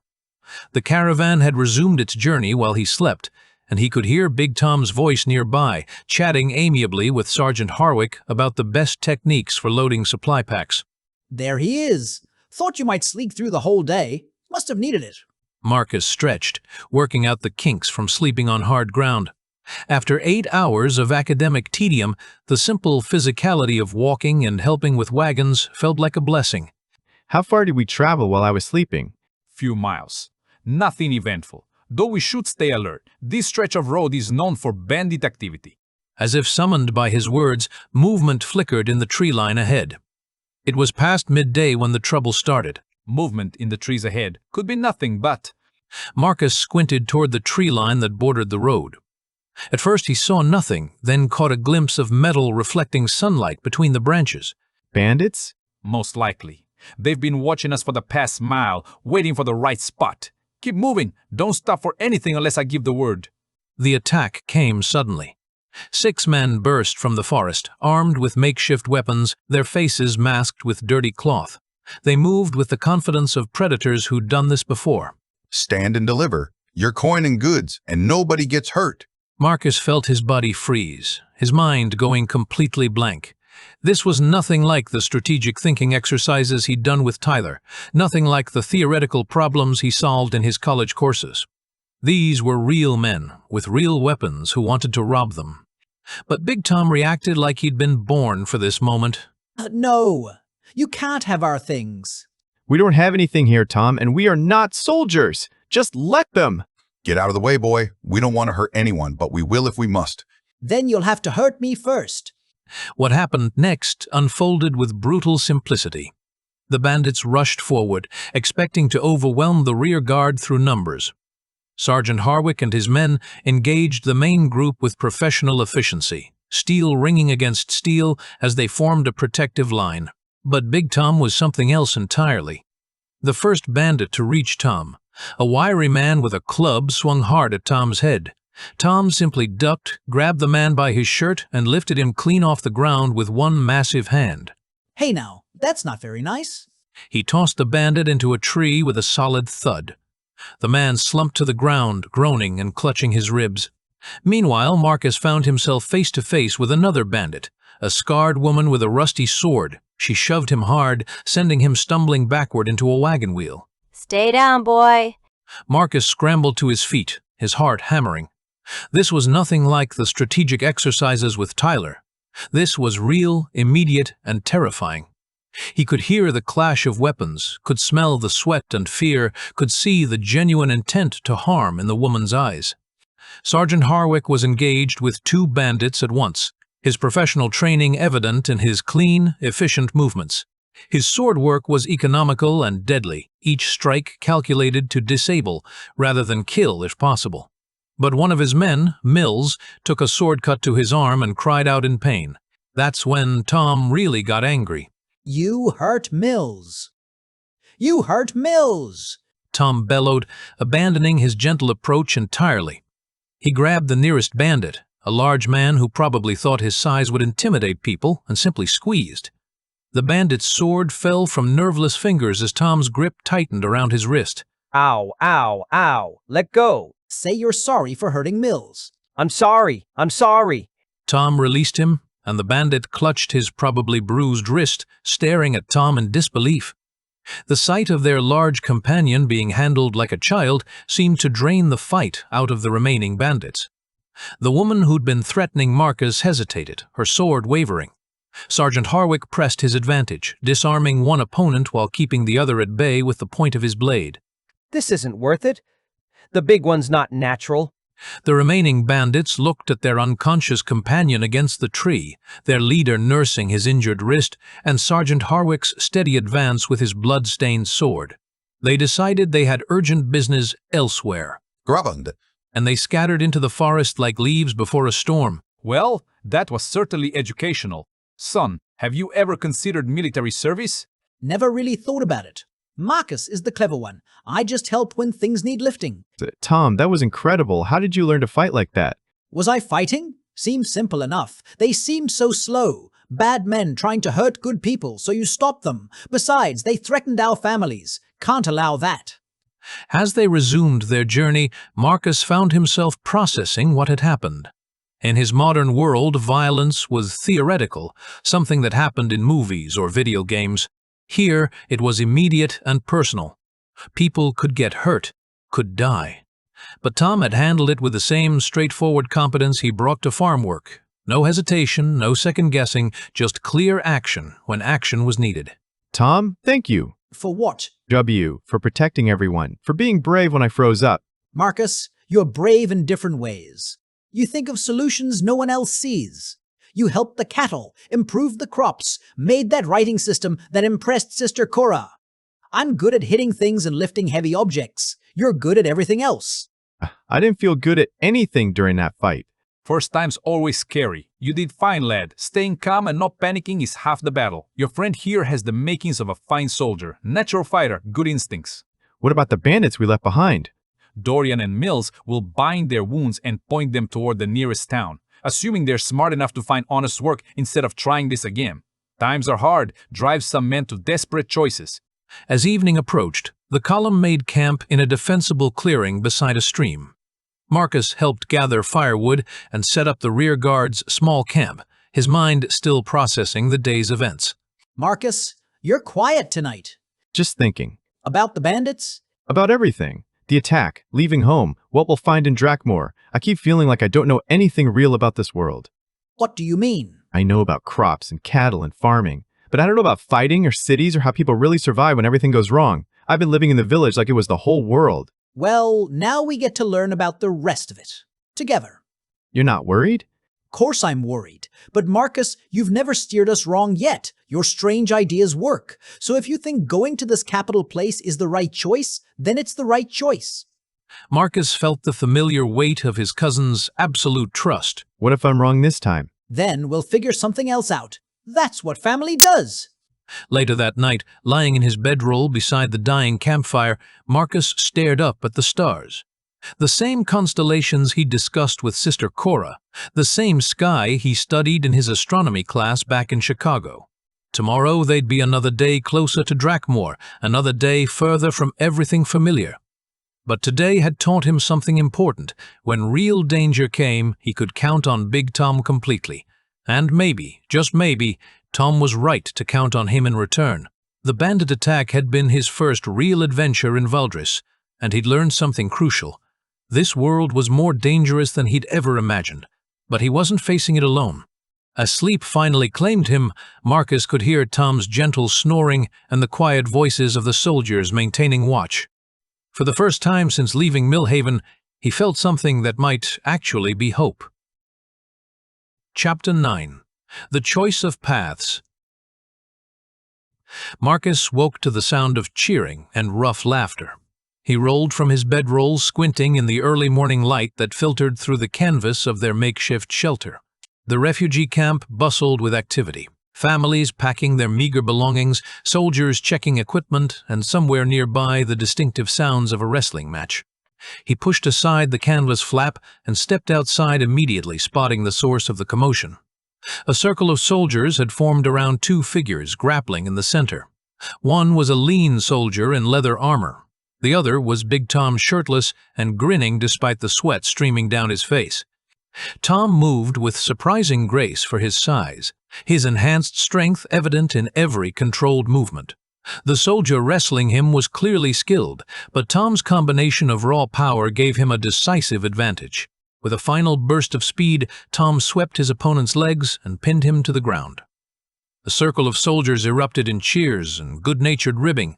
Tom extended a massive hand to help his opponent to his feet, both men laughing as they clasped forearms in the traditional warrior's greeting. That's 3 in a row, farm boy. You got something special there.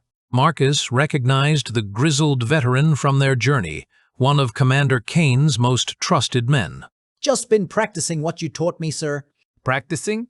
Son, you've been training for what, 2 weeks? Most of these lads have been drilling for years. He gestured at the defeated soldier who was nursing his pride along with bruised ribs.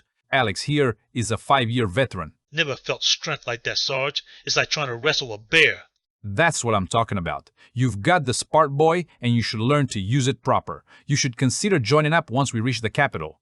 Join up with who, sir? Lord Hammond's provincial forces. Good men, honest leadership, and they fight for something that matters. None of this Royal Guard nonsense. Bunch of pampered city boys who wouldn't know real combat if it bit them in the arse. Morning, Sergeant. You're trying to recruit my cousin? Morning, Marcus. Your cousin's got talent. Real talent. Be ashamed to waste it on farming when there's fighting to be done. I'll ask Marcus. What do you think? Marcus studied his cousin's face, seeing the mix of pride and uncertainty there. Tom had always been strongest when he had clear direction, simple goals to work toward. There might be good options in the capital. Schools, academies, different kinds of training. We should look around first before making any decisions. Yeah. Marcus always thinks these things through proper. Thinking's good, but don't think too long. War's coming whether we're ready or not, and men like your cousin could make the difference. You keep practicing, boy, and if you change your mind, find me. Lord Hammond's always looking for soldiers with both strength and honor. What do you really think? I think that you and I could be good partners in whatever we do. Your strength, my ideas. We could build something together, but let's get to the capital first. See what's available, then decide. Partners? Like real business partners? Why not? You've got abilities most people don't, and I've got plans that could use someone I trust completely. Besides, someone's got to keep me from getting too clever for my own good. That's what family's for. All right, we'll wait and see what the capital has to offer. But Marcus? Yeah? If things don't work out and the kingdom really needs defending, I might want to help. When the time comes, we'll figure out the best way to help. Together. The conversation was interrupted by the sound of horns, the signal to break camp and resume their journey. Around them, the refugee caravan began its daily transformation from temporary village to moving column. Families loaded their possessions onto carts. Soldiers checked their equipment, and the organized chaos of 2,000 people preparing to travel filled the morning air. Come on, let's get our things together. They spent the next hour helping pack the family's belongings and securing their livestock for the day's march. Marcus's grandfather moved slowly but steadily, his weathered hands still capable despite his age. The twins.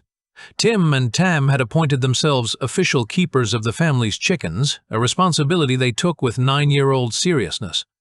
As the caravan began to move, Marcus and Tom found themselves walking near the rear of the column, tasked with helping any families who fell behind. Commander Kane had positioned his most reliable soldiers at the back, men who could be trusted to protect the vulnerable and ensure no one was left behind.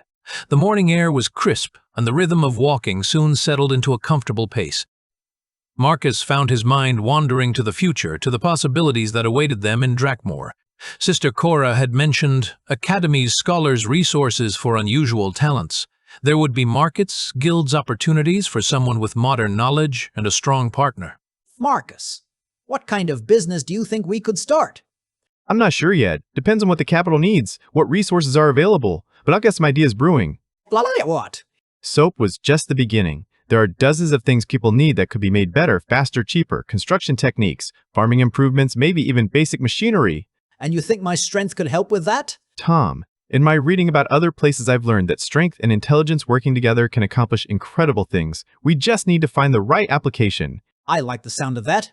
Building things instead of just fighting. Though if fighting becomes necessary, I'd want you on our side.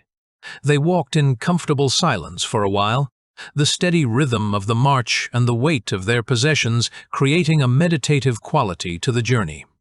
Around them, other refugees struggled with similar decisions. What to do in a new city, how to rebuild their lives, how to survive in uncertain times. By evening, when they made camp for the night, Marcus had filled several pages of his bark paper with notes and sketches. Plans for products that could be made with medieval materials, business models that could work in a guild-based economy, partnerships that might benefit both parties. Tom watched him work by firelight, occasionally asking questions, but mostly content to sharpen his sword and practice the transmutation exercises Sergeant Harwick had taught him.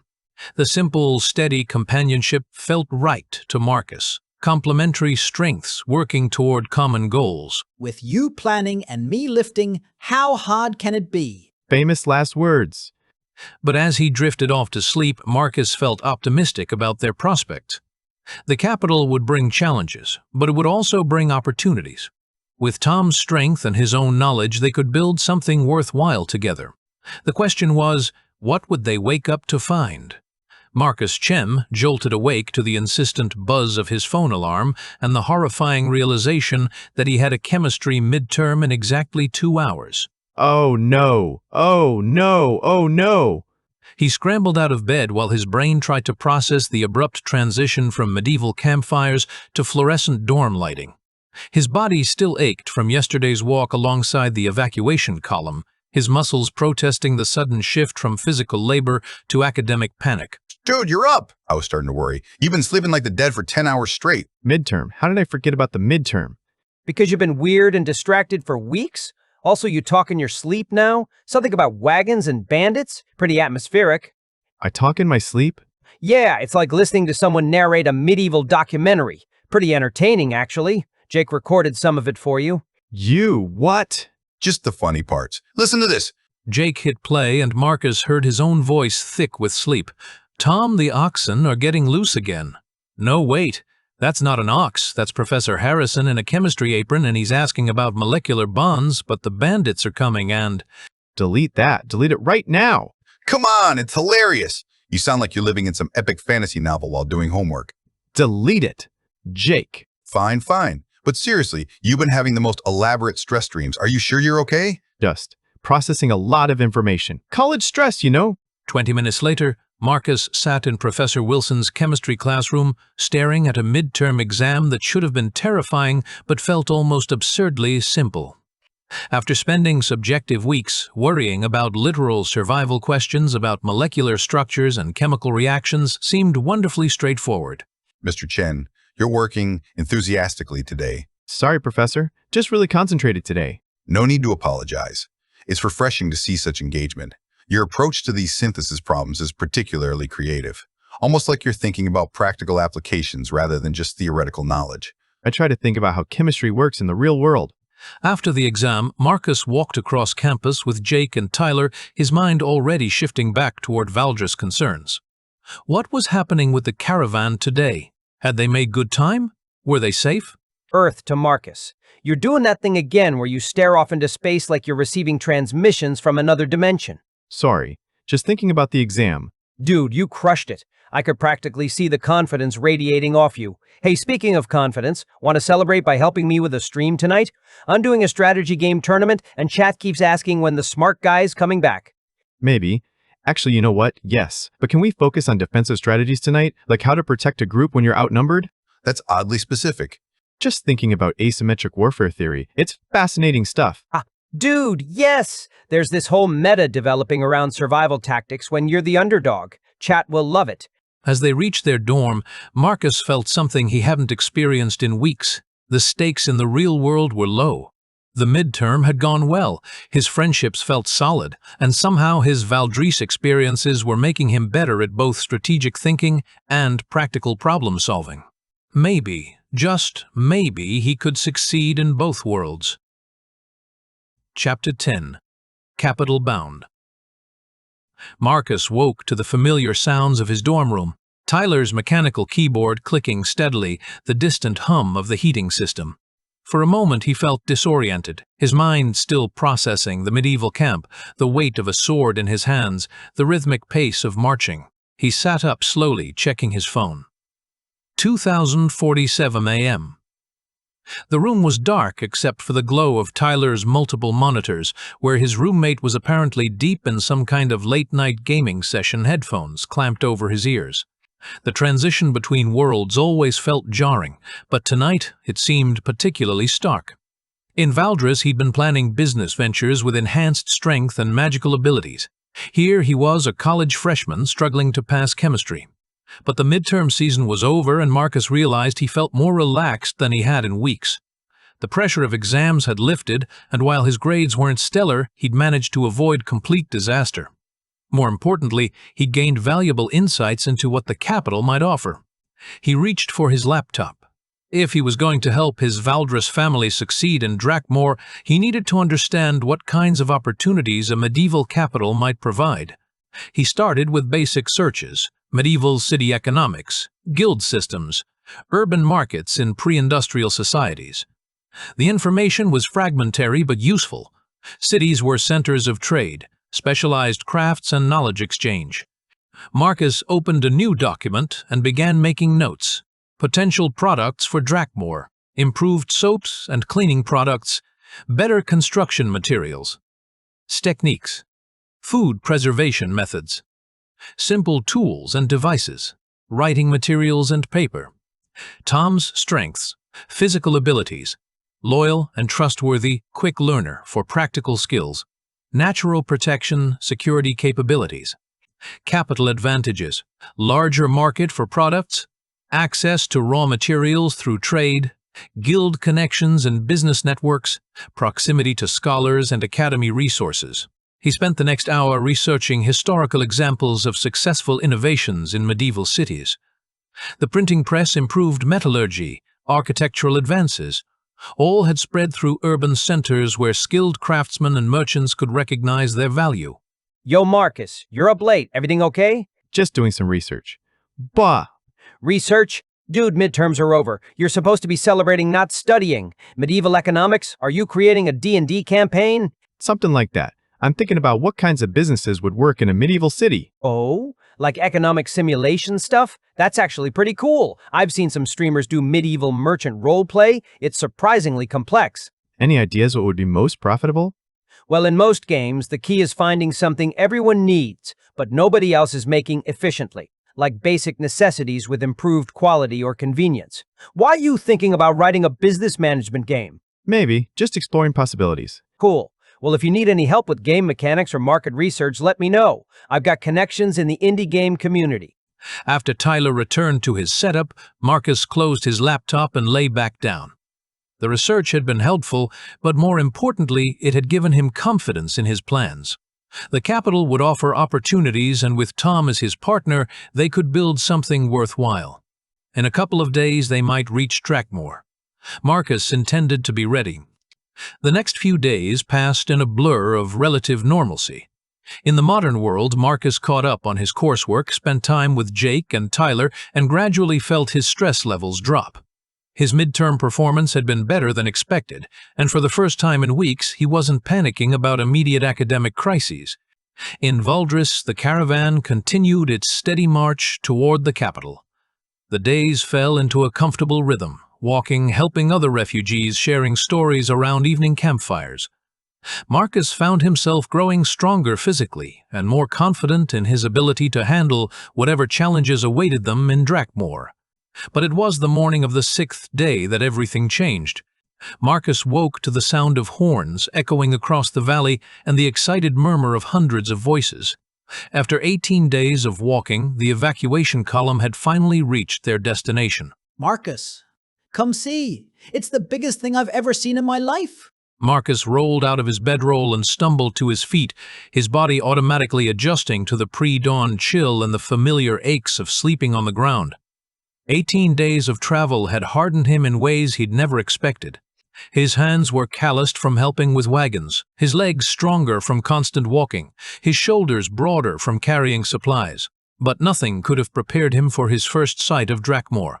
The capital city was nestled against a semicircle of towering mountains, their peaks snow-capped and imposing like the fortress cities from his literature classes. The city itself sprawled across the valley floor, protected by mountains on 3 sides and massive stone walls on the 4th.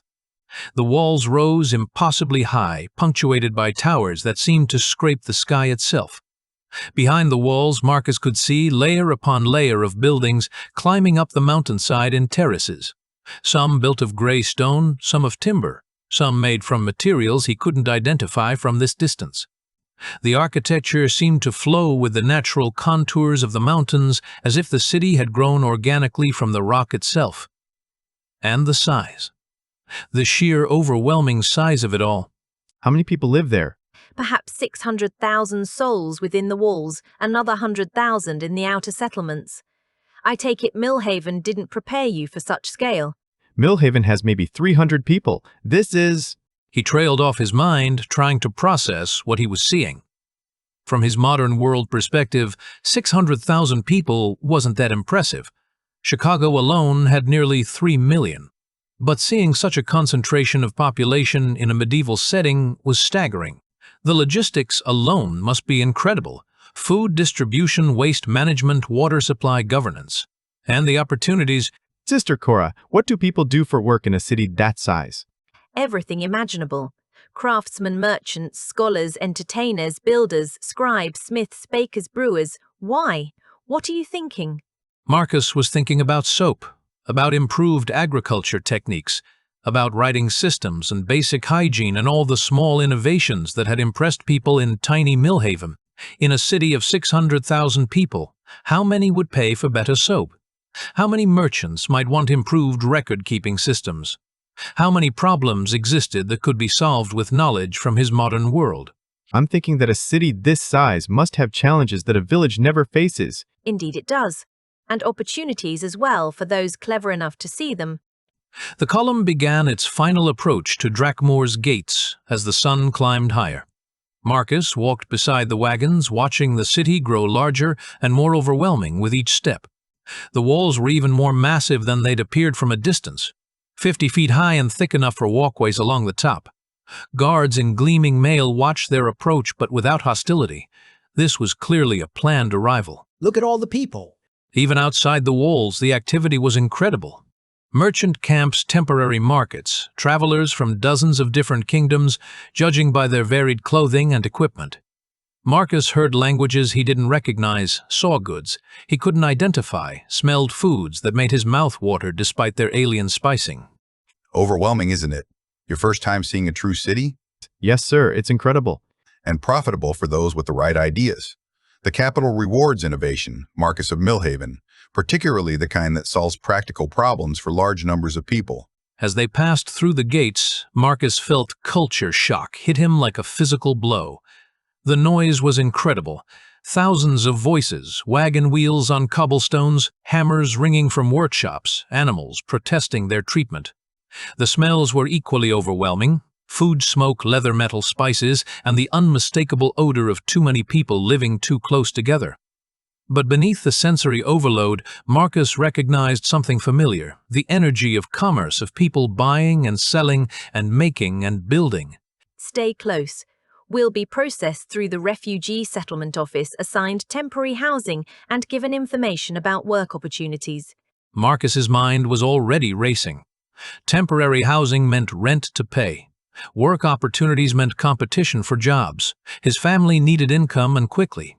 But he had advantages no one else in their group possessed, knowledge from a world centuries ahead of this 1 and 18 days of travel to think about how to apply it. Tom, I think we're going to do well here. Of course we are. You've got that look again. What look? What look? The same one you had when you figured out how to cure the cattle itch, the planning look. What are you planning now? Marcus looked around at the bustling city, at the merchants haggling, the craftsmen working the obvious inefficiencies in how goods moved through the crowded streets. He thought about soap chemistry, about writing systems, about the business principles he'd absorbed through Tyler's endless optimization discussions. Everything. I'm planning everything. For the first time since learning about Malakar's threat, Marcus felt something beyond mere survival instinct. This city represented opportunity on a scale he'd never imagined. 600,000 potential customers for better products, improved services, more efficient solutions to daily problems. If he could establish himself here, build a network, create valuable connections, maybe he could do more than help his family survive. Maybe he could help fight back against the Dark Wizard's advances. But first he needed to understand how Drakmoor really worked, how business was conducted, who held power, what problems needed solving. He needed to learn the rules of the game before he could start changing them. Tom, I want you to remember this moment. This is where everything changes for us. Good change or bad change? Marcus looked ahead at the spires and towers rising before them, at the incredible complexity of a medieval city that somehow supported 600,000 people through pure human ingenuity and determination. Good change. Definitely good change. As their group was led toward the refugee processing center, Marcus began mentally cataloging everything he saw, the layout of streets, the types of businesses, the way goods moved through the city, the obvious bottlenecks and inefficiencies. By the time they reached their temporary housing, Marcus had filled 3 pages of his crude bark paper with notes and observations. The real work was about to begin, and Marcus Chen, armed with knowledge from 2 worlds and the absolute loyalty of the strongest person he knew, was ready to change everything. Chapter 11. Royal Welcome. The morning sun cast long shadows across Drakmoor's central square as thousands of refugees gathered in response to the royal summons. Marcus stood with his family near the back of the crowd, Tom's massive frame providing a useful windbreak against the mountain air that swept down from the peaks surrounding the city. Never seen so many people in one place. Look at all the different clothes, Marcus. Some of these folks must have come from kingdoms I've never even heard of. Marcus nodded, but his attention focused on the elaborate platform erected at the square's center. Royal banners snapped in the wind, and he could see ranks of guards in gleaming armor forming a protective perimeter. Refugees from 17 settlements, nearly 50,000 souls all told. The largest evacuation in Valdris history. She'd been moving through the crowd since dawn, helping coordinate the various groups. 20,000 arrived the week before, I'm told. More on the way. That many? Where will they put us all? His Majesty will address that concern shortly. A trumpet fanfare echoed across the square, and the crowd gradually quieted. Marcus felt his stomach tighten as a procession emerged from the palace gates. Nobles in elaborate robes, advisors carrying scrolls and ceremonial staffs, and finally, the king himself. King Aldwin III was younger than Marcus had expected, perhaps 20, with the soft features of someone who'd never missed a meal or spent a day doing physical labor. His crown was an ornate thing of gold and gems that caught the morning light, and his purple robes were trimmed with ermine. Even from a distance, Marcus could see the king's expression, a mixture of boredom and petulant irritation. People of Valdris, loyal subjects who have answered our call to seek sanctuary within these walls. The crowd stirred, and Marcus noticed how the king's advisors clustered around him like anxious courtiers whispering in his ear between sentences. One was a thin man with a pointed beard who kept gesturing toward the refugees with obvious distaste. Another, a woman in rich blue robes, held a scroll that she frequently consulted. At each corner of the platform stood massive guards, each easily 7 feet tall, with unnaturally broad shoulders and arms like tree trunks. Their eyes constantly scanned the crowd with predatory alertness. We stand at a crossroads of history. The dark wizard Malachar has swept across our continent like a plague, consuming kingdoms that once stood proud and free. Thornwick has fallen. The coastal cities of Merrillhaven lie in ruins. Even the great fortress of Ironhold could not withstand his magical might. Murmurs rippled through the crowd. Marcus heard someone behind him whisper, "Ironhold? Fell?" But they said it was impregnable. But we are not without hope. Valdris remains free, protected by our mountain walls and the courage of our people. We have what others lack: unity, determination, and the greatest mineral wealth on the continent. Marcus felt a chill that had nothing to do with the mountain air.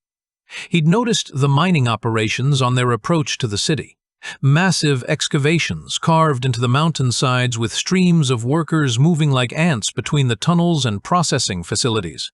Our miners have broken through to new veins of iron, copper, and precious metals. Enough to forge weapons for 10 armies, enough to fund the greatest military campaign in our history. With these resources, we will not merely survive Malachar's advance.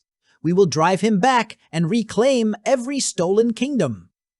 The crowd erupted in cheers, but Marcus noticed they came mostly from the city dwellers who'd gathered to watch the spectacle. The refugees themselves seemed more subdued. But such an undertaking requires sacrifice from all of us. Every able-bodied person must contribute to our kingdom's defense. Here it comes. Marcus thought, his hands clenching into fists. Therefore, all adult male refugees will be assigned to mining duties, working the new excavations that will provide the materials for our victory. The work is hard but honest, and in return, you will receive housing, food, and the protection of our walls. Marcus felt Tom stiffen beside him. Mining? But I don't know anything about mining. Women and children will be assigned to support roles. Agricultural work to feed our expanded population, textile production for military supplies, and various crafts, essential to our war effort. Again, housing and sustenance will be provided. Sister Cora's jaw tightened almost imperceptibly. Marcus wondered if she'd known about this announcement beforehand or if she was learning about it along with everyone else. Some may ask why such measures are necessary. The answer is simple. We are at war whether we chose it or not. Malakar's forces grow stronger with each conquered kingdom, each enslaved population. We must match his strength with our own or all will be lost. The thin advisor with the pointed beard leaned in to whisper something, and the king nodded. Lord Varric reminds me to address practical concerns. Work assignments will begin tomorrow. Housing has been prepared in the lower districts. Simple but adequate accommodations for families. Meals will be provided at communal dining halls. All necessary tools and equipment will be supplied. Marcus's mind was racing. This wasn't a rescue operation, it was conscription. The refugees had been gathered not just for their protection, but to provide a ready workforce for the king's war effort. They couldn't leave, the city couldn't return to their destroyed homes, and now couldn't choose their own occupations. What about those with special skills? An excellent question. Those with valuable trades. Smiths, engineers, scholars will be evaluated for specialized roles. We are not wasteful of talent. Lord Varric will oversee these assessments personally. The thin advisor stepped forward slightly, his cold eyes scanning the crowd as if already cataloging useful individuals. But let no one mistake this for charity. These are not gifts, but exchanges. You receive protection and sustenance. In return, you provide service to the kingdom that shelters you. This is the way of war, and war is what we face. Marcus felt his grandfather's hand on his shoulder. Easy, lad. Your face is showing too much of what you're thinking. Marcus forced his expression to neutrality, but inside he was seething. The king spoke of protection and sustenance as if they were generous gifts, but what he was really describing was indentured servitude. Some of you may wonder about the duration of these arrangements. The answer is simple. Until Malakar is defeated and your homes can be reclaimed. Whether that takes months or years depends on how quickly we can build the strength necessary for victory. Years. Marcus felt his stomach drop. The king was talking about years of forced labor with no guarantee of when or if it would end. Now practical matters must be addressed. Representatives from each refugee group will report to the registration tables being set up around the square. You will be assigned housing numbers, work details, and meal schedules. Children under 11 will help their mothers at their assigned tasks. Boys over 11 must follow their fathers to the mines. This is like a concentration camp. Marcus thought, his stomach churning. Families, split apart children forced into labor, no choice in their own destinies. Before we conclude, let me address any who might harbor doubts about these measures. Some may think them harsh, but I ask you to consider the alternative. Malachar shows no mercy to those he conquers. His armies leave only death and desolation. Here you have life purpose and hope for the future. Look upon Drakmoor's walls, its towers, its strength. This is what organized effort can achieve. This is what your labor will help preserve and expand. When we march against Malakar, it will be with weapons forged by your hands, supplies crafted by your skills, and the knowledge that you helped build the force that will free our continent. Marcus had to admit the king was an effective speaker. Tall and commanding despite his youth, with golden hair that caught the sunlight and a voice that carried authority beyond his 20 years. Citizens of Drakmoor, I ask you to welcome these new additions to our community. They come to us in desperate circumstances, but they bring willing hands and brave hearts. Together, we will forge a victory that will be remembered for generations. Even with all the sweet talk, Marcus could see the truth in people's faces. The locals looked at the refugees with barely concealed resentment, knowing they would have to share their resources and see their economy strained. The refugees themselves didn't seem happy either. Beneath the polite applause, Marcus saw the hollow eyes of people who understood they were trapped here, prisoners disguised as guests. As the royal procession began to withdraw, Marcus found himself studying the king's advisors more closely. Lord Varric, the thin man with the pointed beard, moved with the calculated precision of someone who enjoyed wielding power over others. The woman in blue robes seemed more scholarly, but there was something cold in her demeanor that Marcus found unsettling. Well, that was a lot of words. Indeed it was, and most of them meant exactly what we feared they would. I should escort you to registration. The process will go more smoothly with official guidance. As they walked toward the nearest table, Marcus's mind was already working on the problem. The king's speech had revealed several important things. The kingdom was genuinely desperate for resources. The war effort was going to require massive industrial production. I better hide my talents before I become a slave to this maniac. Marcus thought grimly. Marcus, what are you thinking? I'm thinking that we need to be careful about what skills we claim to have, and clever about how we use the ones we don't claim. Before they reached the registration table, Marcus's father appeared looking frustrated and angry. 4 cattle. 4 cattle that survived the entire journey, and they gave me 2 silver each. Said there are too many refugees bringing livestock prices are at an all-time low. I must inform you that I'll be departing with Commander Kane tomorrow. We've received word that survivors from Millbrook need escort to safety, and the commander requires a priest for the mission. There's more. Liana and her parents. They'll be travelling with us to Lord Hammond's province. Apparently there's desperate need for skilled bakers there, and they've requested to relocate rather than remain in Drakmore. So, that's it then. Everyone's being scattered to the winds. But who will you marry now, cousin? Tom, I wasn't going to. Plans have a way of changing. What are your intentions, Marcus? Where do you see yourself in this new city? I need to learn to read Valdrian first, the formal script. Most of what I know is just basic letters. If you do decide to pursue education at the academy, look for my younger sister, Alice. She's a scribe there, assistant to the head scribe, actually. Give her my name. She reached into her robes and withdrew a small embroidered stone that caught the light. And give her this. She made it for me. She'll know it's from me. Thank you. I'll make sure she gets it. Alice is brilliant, but she sometimes gets lost in her books. She could use a friend who thinks practically about the world.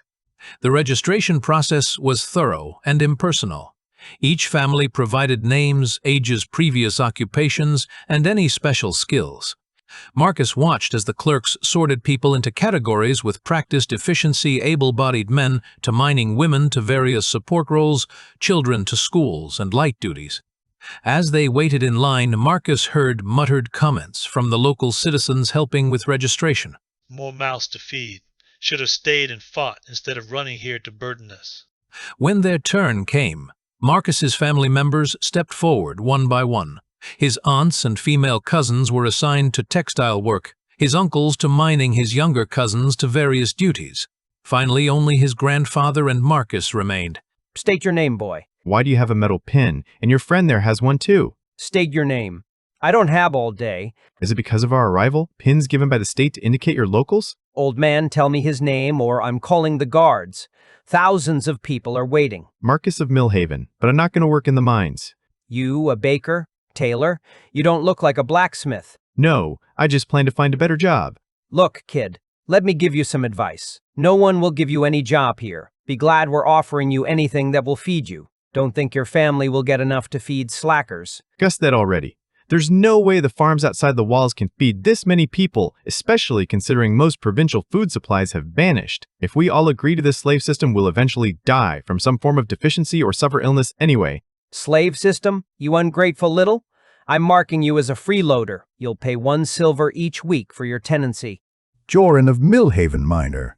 Housing assignment, Lower District Building, 47 apartments, 12 through 15. Report to the mining foreman at dawn tomorrow for work assignment. Meals are served at the 3rd District Communal Hall at sunrise, midday, and sunset. Questions? When do we get to see our housing? Guides will direct you after registration is complete. Next family. As they were shepherded toward the lower district with a group of other refugees, Marcus got his first real look at how Drakmore was organized. The city was clearly divided into distinct levels, both literally and socially. The upper district, built into the mountainside itself, housed the palace and noble residences. The middle district contained shop guild halls and the homes of merchants and craftsmen. The lower district, where they were headed, was obviously where the working class lived, and now where the refugees would be housed. Building 47 turned out to be a long, low structure of gray stone that looked like it had been built quickly and without much concern for comfort. The apartments were small, 2 rooms each with basic furniture and little else. But they were clean, and after weeks of sleeping on the ground, even a simple bed felt luxurious. Could be worse. At least we're all close together. Marcus nodded, but his mind was elsewhere.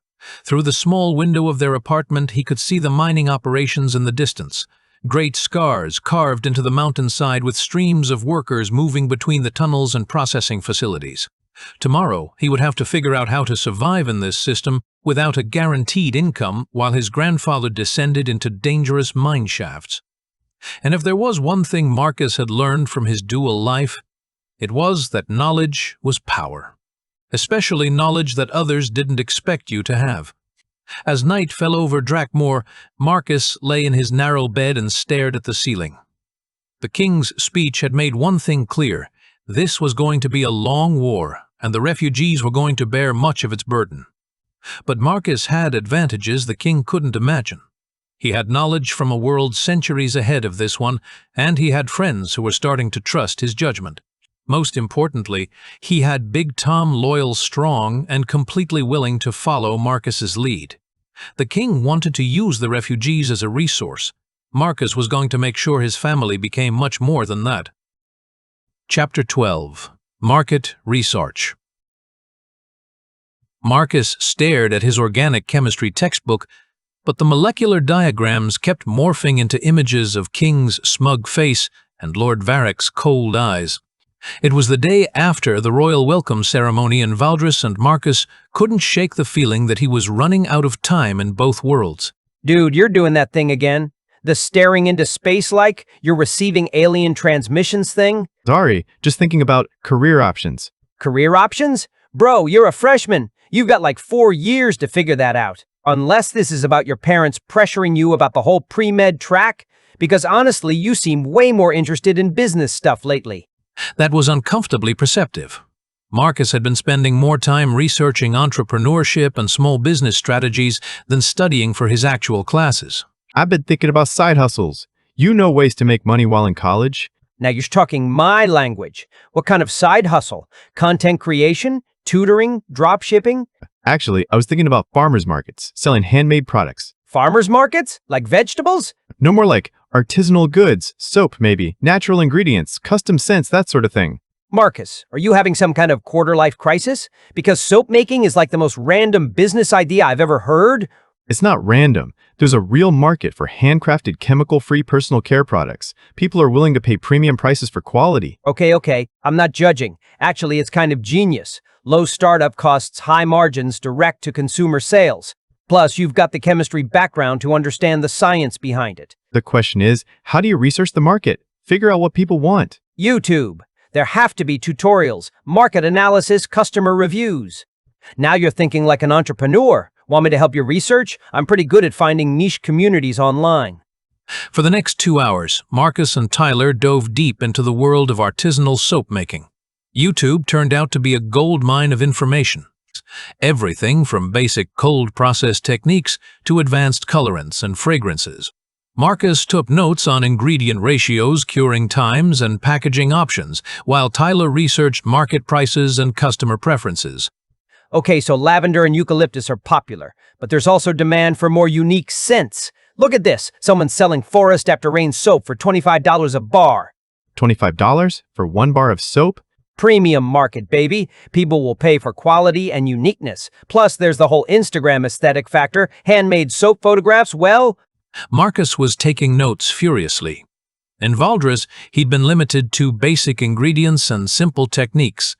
Here he had access to specialized oils, natural colorants, essential oils, even decorative molds.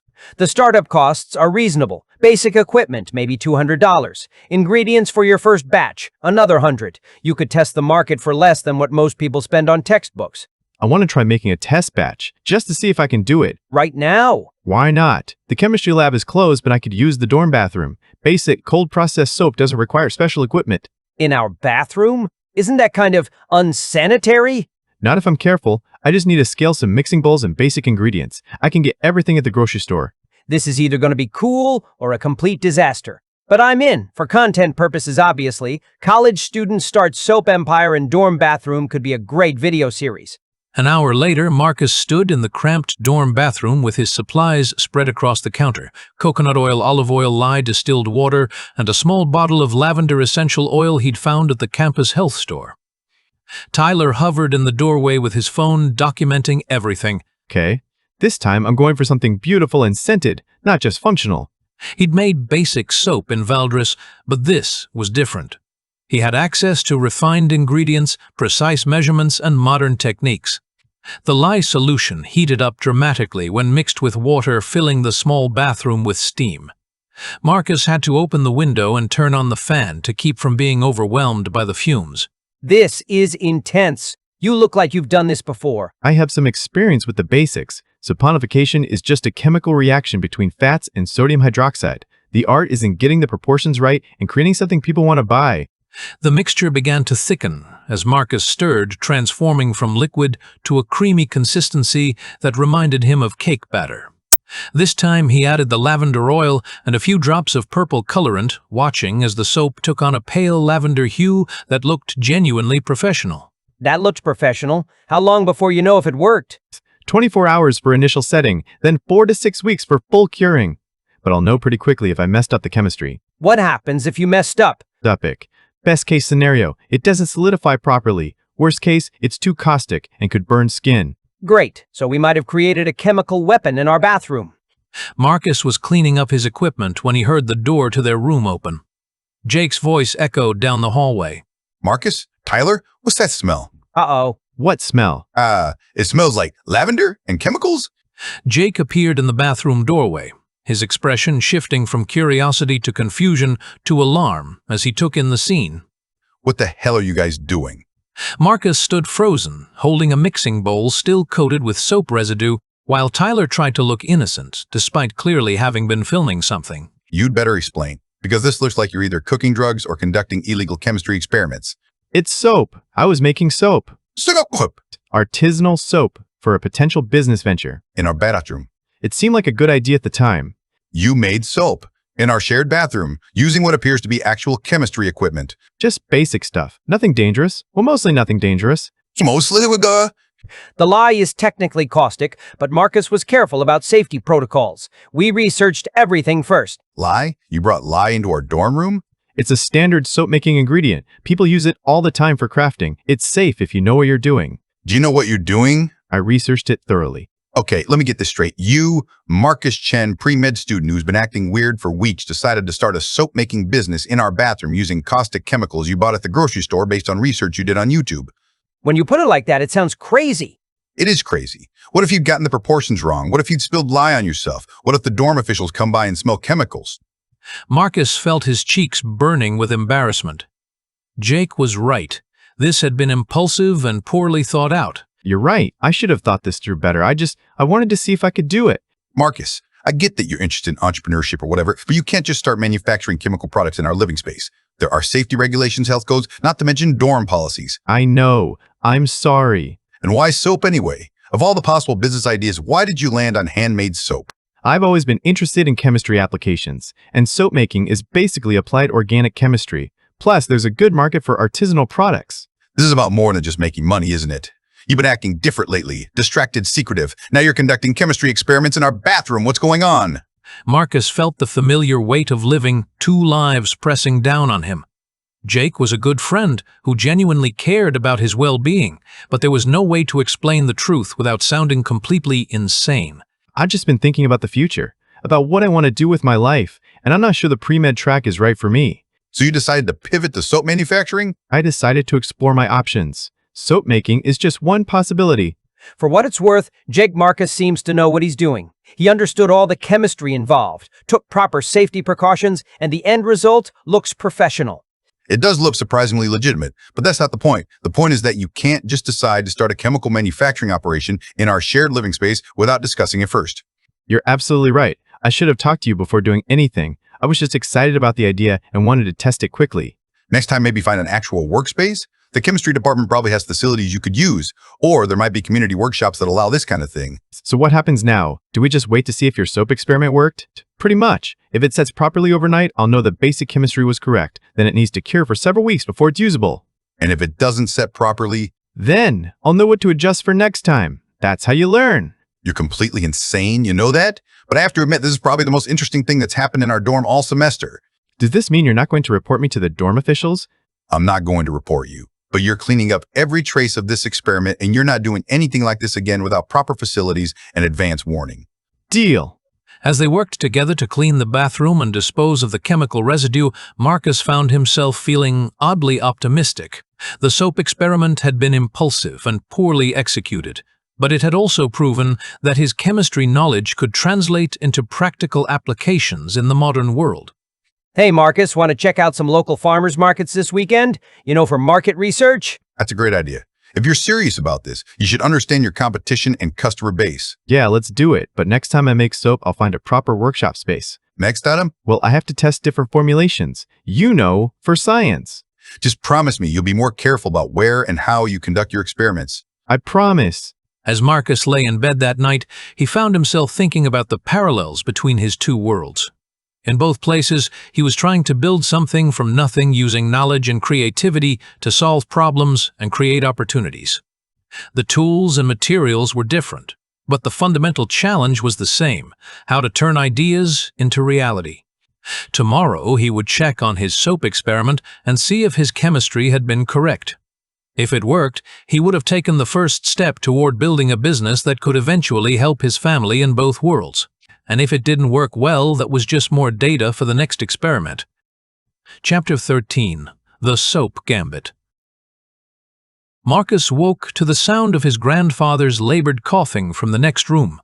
Through the thin walls of Building 47, he could hear similar sounds from other apartments. The wheeze of exhausted lungs, the murmur of worried families discussing their assigned work details, the quiet crying of children who didn't understand why their lives had been turned upside down. Today was his first day as a freeloader, as the registration clerk had so charmingly put it, which meant he had until the end of the week to figure out how to earn a silver coin or face whatever consequences the authorities had in store for those who couldn't pay their way. Morning, Marcus. Tom was already dressed in the rough mining clothes they'd been issued, thick canvas pants and a heavy shirt that would provide some protection in the tunnels. Grandfather's already gone down to the dining hall. Said he wanted to get there early, see what the food situation looks like. How are you feeling about today? Work is work. I've done harder things than digging rock, and at least we'll have food and shelter. What about you? You've got that look again. What look? The one you get when you're planning something that's probably going to get us in trouble, but might also work out well.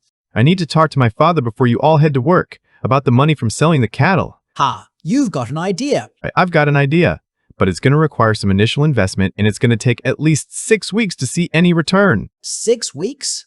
That's a long time to wait when you've got to pay silver every week just to keep sleeping indoors. Which means I'll also need to find some kind of temporary work, something that pays quickly but doesn't interfere with the main plan. They made their way to the communal dining hall, a long, low building that had been constructed hastily to accommodate the refugee population. The food was basic, but adequate porridge bread and weak ale for the adults. Milk for the children. 8 silver pieces plus 4 you and Tom made for the guarding. That's all we got for 10 cattle that survived the entire journey. And they made it clear that was generous considering how many other families brought livestock. Father, I need to ask you about that money. What about it? I have a business idea. Something that could bring in real income, not just subsistence wages. But I need some initial funds to begin.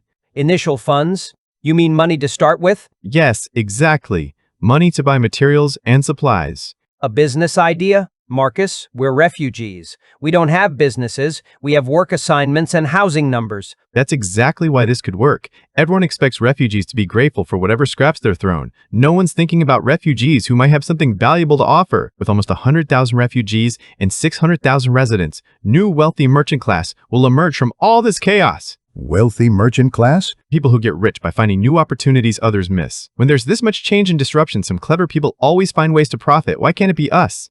What kind of business? Soap making, but not the rough stuff we made back in Millhaven. High-quality scented soap that wealthy people would want to buy. The kind of thing that could sell for 10 times what the basic version costs to make. We don't know anything about making luxury goods. I do. I've been studying chemistry, the science behind how different materials combine and react. I understand the process well enough to create something superior to what's available here. And how much of our cattle money would this idea require? 10 silver pieces. Enough for initial materials and some basic equipment. We should keep the rest for emergencies. That's a lot of money to gamble on soap. It's a lot of money to gamble on anything. But consider the alternative. If we all just accept our work assignments and try to live on subsistence wages, we'll never be more than barely surviving. And if anything happens, illness, injury, another war crisis, we'll have no resources to fall back on. The boy has a point. We can't live permanently on the king's charity. Eventually, he'll decide we're too expensive to maintain. But soap? How do you know there's even a market for expensive soap? Because I've seen how the wealthy live. Rich people love spending money on new, beautiful things. Luxury soap would be an excellent addition to their collection of fine goods. Where did you see? What do you need me to do? I'll need you to stick with your mining assignment for now. We need that guaranteed income while I'm getting the business established. But I might need help with heavy lifting or deliveries eventually. Done. The plan is to craft the first batch of soap, let it cure for 6 weeks, then test the market. In the meantime, I'll find some kind of temporary work to cover my weekly silver payment and basic expenses. Do it. Take the 10 silver. If anyone in this family is going to build something better than what we've been handed, it's you. 6 weeks. If this doesn't work. If it doesn't work, I'll find another way. But it's gonna work. After breakfast, as his family members dispersed to their various work assignments, Marcus made his way into the city proper. He needed to understand Drakmore's economy, where materials were sold, who controlled trade, and what opportunities might exist for someone willing to work outside the official system. The marketplace was a sprawling area of narrow streets and cramped stalls filled with the sounds of haggling voices and the smells of unfamiliar spices and goods. Marcus had expected to find the materials he needed easily, but the reality proved more complicated. Lie? What does a refugee want with lie? Cleaning. Strong cleaning. We don't sell to your kind. Find someone else. The second merchant was more polite but equally unhelpful. Marcus noticed the man wore a small metal pin on his vest identical to pins he'd seen on other local merchants. Lies control boy. Can't sell strong burning stuff to just anyone. Need proper guild papers or city permits. The third merchant was openly hostile, and Marcus noticed he also wore one of the metal pins. Refugees trying to make trouble? Steal business from honest merchants? Get out of my stall before I call the guards. Marcus was beginning to understand that his refugee status was going to be a significant barrier to normal commerce. The local merchants saw him as a threat to their established business, not a potential customer. He was considering his options when he heard raised voices from a nearby stall. This is robbery. These prices are twice what you charged last month. Supply and demand. 100,000 new mouths to feed means everyone's costs go up. You don't like my prices. Find someone else. There is no one else. You bought out the last 3 oil suppliers. Marcus moved closer, curious. The young man arguing with the merchant was well-dressed, but had the harried look of someone under significant pressure. His clothes were good quality but showed signs of wear, and there was something desperate in his voice that Marcus recognized, the sound of someone whose business was failing. The argument ended with the young man stalking away from the stall, empty-handed and frustrated. Marcus followed at a distance watching as the man stopped at several other stalls, each time being turned away with excuses about shortages or inflated prices. Finally, the young man sat down heavily on a stone bench near a small fountain, putting his head in his hands. Marcus approached carefully. Excuse me, I couldn't help but overhear your discussion with the oil merchant. Are you in the fragrance business? And you are? Marcus of Millhaven. I'm new to the city looking for someone who might be able to help me source materials for a business venture. A business venture? What kind of business? Soap making. High-quality scented soap for wealthy customers. You're a refugee, aren't you? No offense, but refugees don't start luxury businesses. No offense taken. You're right that most refugees don't, but I'm not most refugees, and you're not most merchants either. You're someone who's being squeezed by suppliers and needs to find new opportunities. How do you know that? Because you were arguing about oil prices like someone whose profit margins are disappearing, and you're sitting here alone instead of in your shop, which suggests you're either taking a break from bad news or trying to figure out how to solve a serious problem. Observant. I'm Aldrich Thorne, last son of a Thorne family, current struggling merchant, future. We'll see. What happened to your family's business? Father died 3 years ago, left debts I'm still paying off. The noble title is worthless, just a name with no land or holdings behind it. I've been trying to rebuild using the family's old trade connections, but as you heard, my suppliers are squeezing me for every copper piece. What do you sell? Scented oils primarily. Essential oils for perfume, making medicinal preparations, cooking. Or at least I used to. Hard to sell oils when you can't afford to buy them. Where's your shop? Lower Middle District. Small space, but it has a good location and a basement for storage. Why? Because I think we might be able to help each other. You need a way to reduce your supply costs and increase your profit margins. I need access to scented oils and a place to work, plus someone who understands this city's trade networks. What exactly are you proposing? Partnership. I provide the soap-making knowledge and chemistry expertise. You provide the oils workspace and market connections. We split the profits 50-50, and I'll front the initial material costs with 10 silver I have available. You want me to give you free access to my inventory and workspace. You'll provide materials and knowledge, and in return, I'll give you half of whatever profits we might earn. It's a basic idea, yes. It's insane. So is continuing to lose money on oil sales while your suppliers bleed you dry. You're serious about this? Completely serious. But there are conditions. Of course there are. What conditions? First, I need you to teach me to read and write Baldrian, the formal script, not just basic letters. I can't run a business if I can't handle contracts and correspondence. You can't read? I can read, but not in the formal style used for business. Most people in my village weren't literate. That's reasonable. Learning to read properly would benefit any business partnership. What else? While the soap is curing, it takes about 6 weeks. I'll work for you in whatever capacity you need. Oil extraction, inventory management, customer service. I need to earn enough to cover my weekly residence fee anyway. How much is your residence fee? 1 silver per week. I can pay that plus a bit extra for good work. What else? I'll need you to front the cost of lye and other soap-making materials I can't get through your oil connections. Maybe 2 silver pieces worth. So let me understand this. You want me to provide workspace, oils, training, wages, and additional materials, all on the promise that soap we haven't made yet will sell to customers we haven't found yet, and in return I get half of profits that may not exist, and you'll provide 10 silver in initial investment. That's correct. And if the soap business fails completely, then you'll have had 6 weeks of help with your oil business, and I'll have learned to read Valdrian properly. Both of those have value regardless of what happens with the soap. Plus, I could learn your oil extraction methods. Maybe we could even find ways to become independent from those expensive suppliers. How exactly do you plan to learn oil extraction? It's not just mixing things together. You need to know which plants produce oils, how to find them, proper distillation techniques. When I learn to read Valdrian properly, I can research in libraries. There must be books on herbalism and distillation methods. You know, 6 months ago, I would have laughed you out of the marketplace. But 6 months ago, I wasn't watching my family business collapse while my suppliers robbed me blind. There's something else, isn't there? Some reason you're confident this will work beyond just general optimism. I understand chemistry in ways that most people don't. I know how to control reactions, create specific properties, achieve consistent results. What most people do by trial and error, I can do by calculation and planning. Where did you learn chemistry? Self-taught, mostly. I've always been curious about how things work. All right.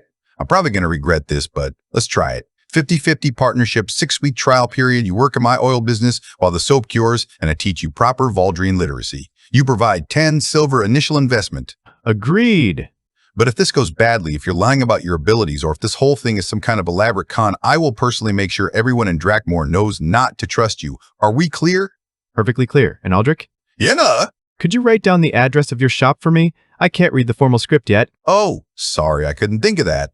As they shook hands on their agreement, Marcus felt a wave of disbelief wash over him. Oh my God, I just sold my business idea. He could barely contain his excitement. He'd walked into the marketplace with nothing but 10 silver coins and a half-formed plan, and somehow he'd talked a struggling merchant into a 50-50 partnership. The familiar thrill of a plan coming together coursed through him. It was risky, certainly, and dependent on several variables he couldn't completely control. But it was also exactly the kind of opportunity he'd been hoping to find. A chance to use his knowledge to create something valuable while building the connections he'd need to survive and thrive in this new world. Tomorrow he would begin learning the formal written language of Valdris and start building what he hoped would become a profitable business partnership. Tonight he would begin planning the specific formulations that would make their soap superior to anything available in Drakmore's markets. 6 weeks to prove himself. 6 weeks to transform from refugee to entrepreneur. He could do this. Chapter 14. Production. Challenges. Marcus arrived at Thorne and Company just as the morning sun began filtering through the narrow streets of the lower middle district.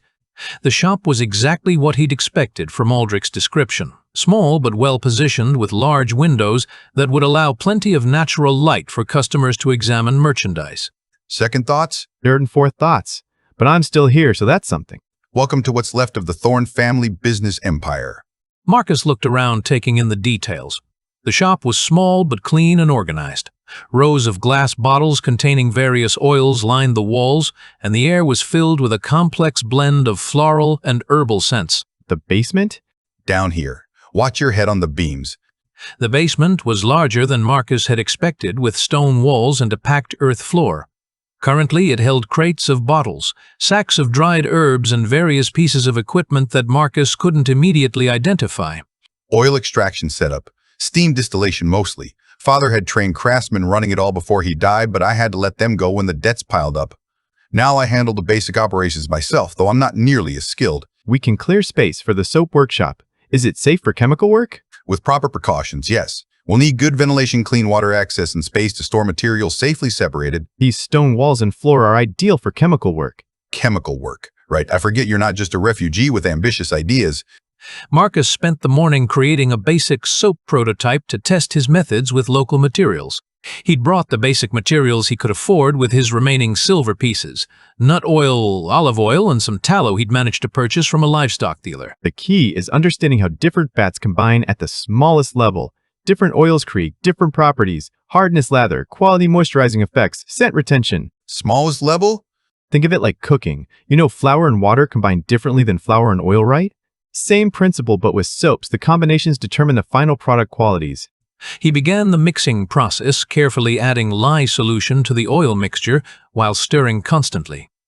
Working with Aldrich's higher quality oils and more precise measurements, the result was immediately better than his crude attempts in Millhaven.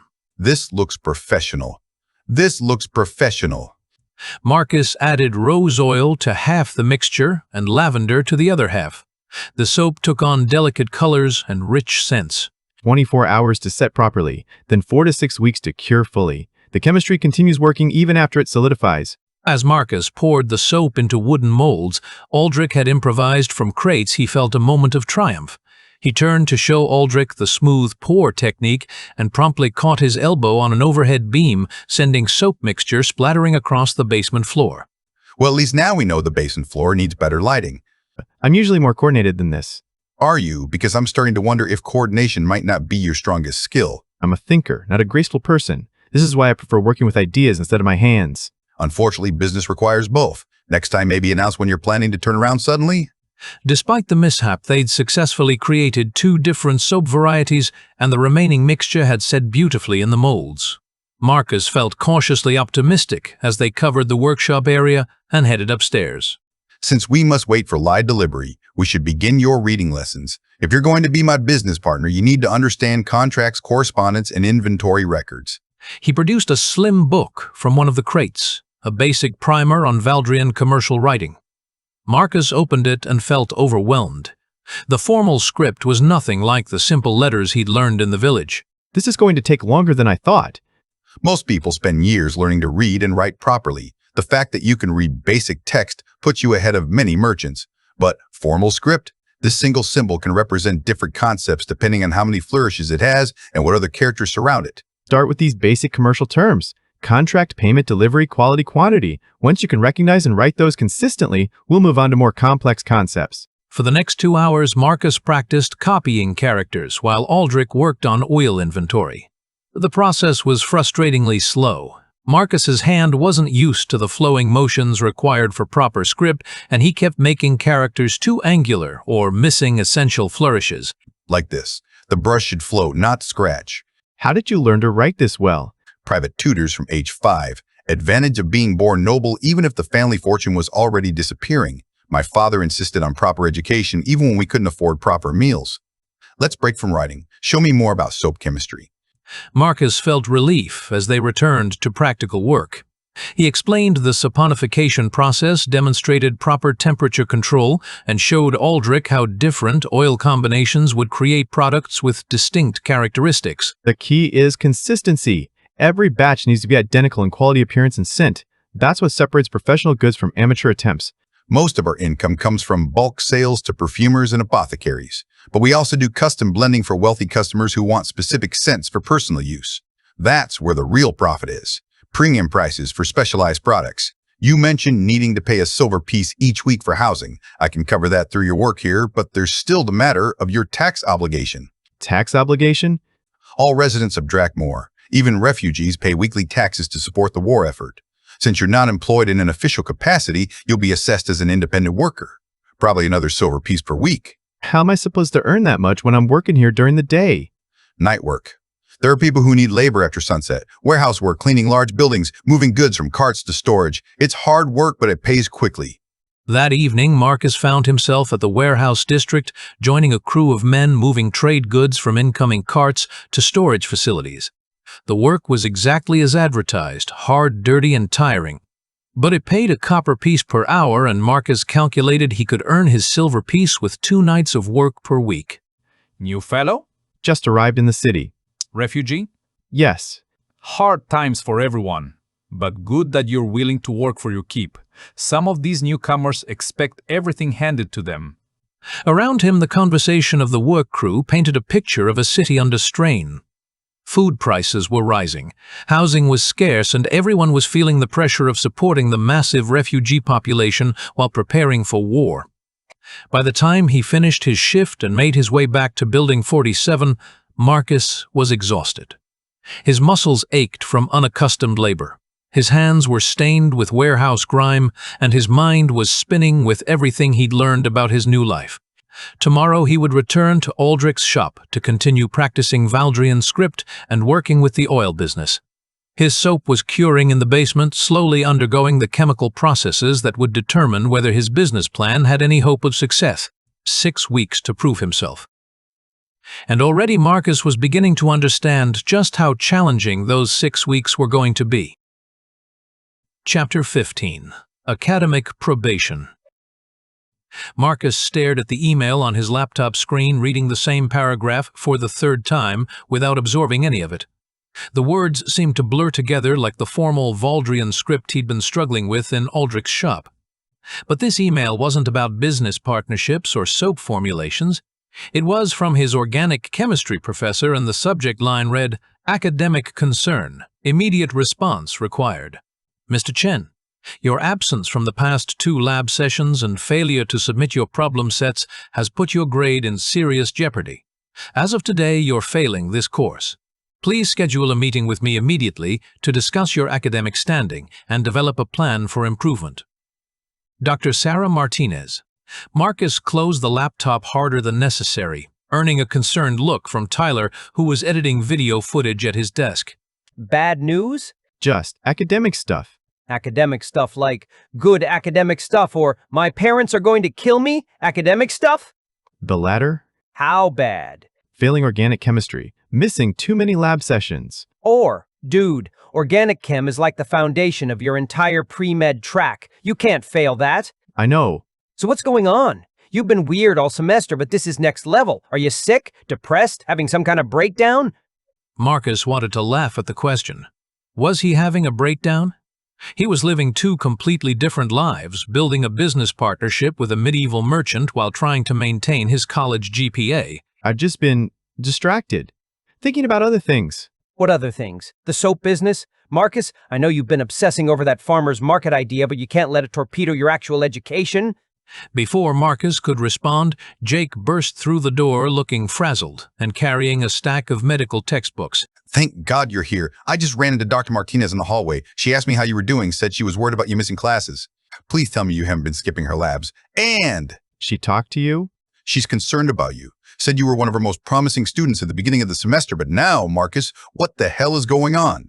And don't give me some vague answer about being distracted. I'm your friend, and I'm worried. I think we need to have an intervention. An intervention? Yeah, an intervention. You've been acting weird for months. You're failing classes. You're obsessed with soap making. You disappear for hours at a time, and you have this distant look like your mind is somewhere else entirely. Plus, you've been talking in your sleep. What? Talking in your sleep. Strange stuff. Names I've never heard, places that don't exist. Last week, you spent 20 minutes having a conversation with someone named Aldrich about oil prices and something called formal script. Marcus felt the room spinning slightly. His two worlds were bleeding together in ways he hadn't realized. That's just dreams. Stress. Dreams. Stress dreams about medieval economics? Because that's what it sounded like. Specific medieval economics.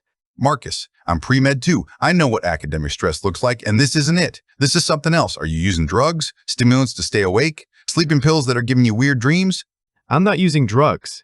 Then what? Because something is wrong, and we're not going to sit here and watch you destroy your future. Marcus looked between his two roommates, Jake with his genuine concern and medical textbooks, Tyler with his gaming setup and surprisingly insightful questions. I need to take this. His phone immediately started ringing. His mother's contact photo filled the screen, a picture from last Christmas where she was smiling proudly next to him in his first semester honor roll certificate. Hi, Mom. Marcus Chen, explain to me why your academic advisor says you're failing classes. I'm not failing classes, just struggling with one class. Organic chemistry, the class that's required for medical school. The medical school you're supposed to attend so you can become a doctor like we planned. Mom, I can bring my grade up. It's just been a difficult semester. Difficult how? You have everything you need. We're paying for your education, your housing, your food. Your only job is to study and get good grades. How is that difficult? I've just been exploring other interests. Other interests?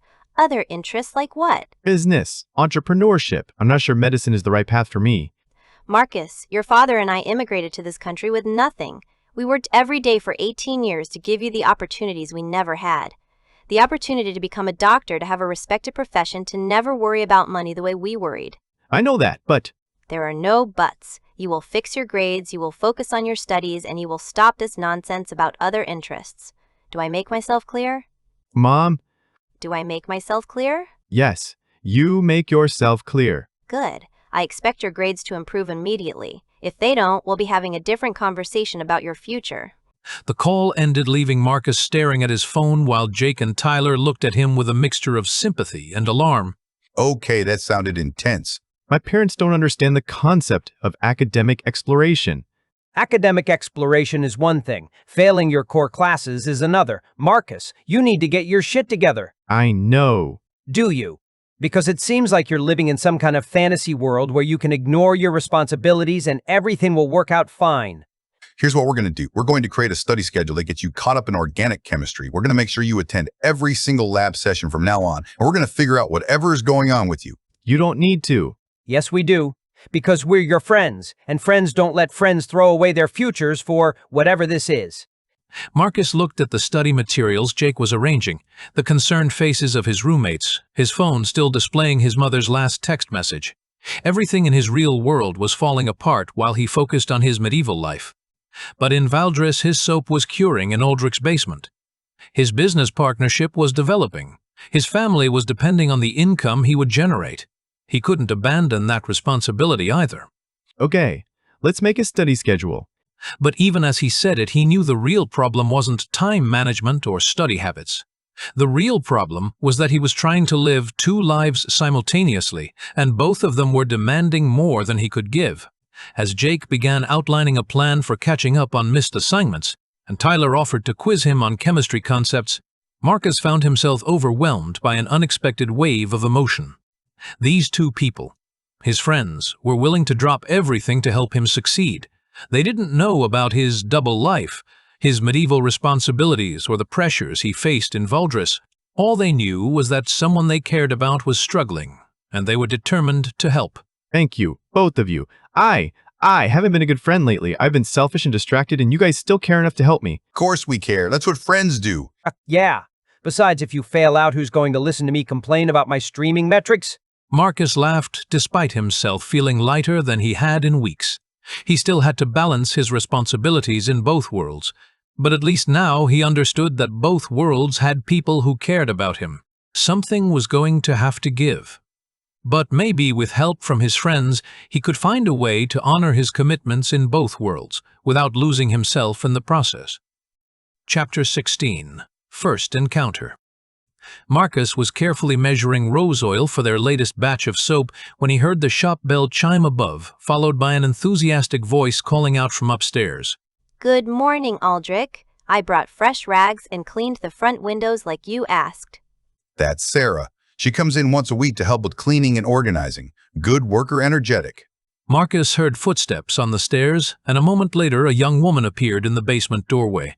Sarah was perhaps 16 or 17, with brown hair pulled back in a practical braid and clothes that marked her as working class but clean and well-maintained. What struck Marcus immediately was the way her entire face lit up when she saw Aldrich. Oh, I didn't know you had someone working down here today. But her eyes remained fixed on Aldrich with obvious adoration. Sarah, this is Marcus, my new business partner. Marcus, this is Sarah. She's been helping me keep the shop organized since I could afford to pay someone to help with cleaning. Nice to meet you. Business partner? That's wonderful. I mean, not that your business wasn't wonderful before Aldrich, but having a partner must be wonderful. She was practically bouncing on her toes. Marcus watched this interaction with growing amusement. Sarah's infatuation was so obvious it was almost painful to witness. She hung on every word. Aldrich found excuses to stand closer to him and generally behaved like someone completely besotted. Aldrich, meanwhile, seemed entirely unaware of her feelings. He treated her with friendly professionalism the way he might interact with any helpful employee. We're working on a new product line, high-quality soaps with custom fragrances. Marcus has some innovative ideas that could set us apart from the competition. That's brilliant. You're so clever, Aldrich. I always knew you'd find a way to make the business successful. You've been working the streets more lately. Everything safe out there? Actually, it's been different. There's been an increase in criminal activity around the city. People are more desperate, I think, more willing to take risks.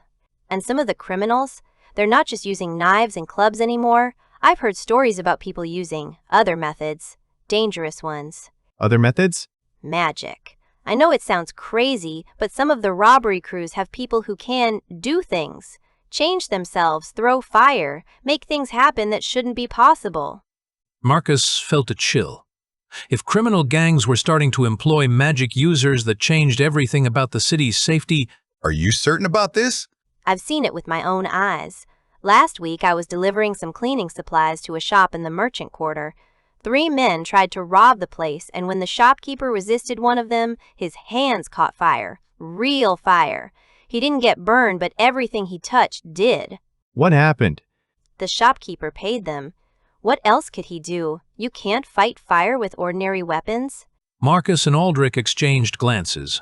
This was exactly the kind of information that could be crucial for their business planning. Sarah, if you hear more about this kind of thing, will you tell us? We need to know what we're dealing with if we're going to operate safely in this city. Of course. I'll keep my ears open. I know lots of people who work in different parts of the city. If there's trouble brewing, I'll find out about it. After Sarah had finished her work upstairs and left with promises to return the following week, Marcus couldn't resist commenting. You know she's completely in love with you, right?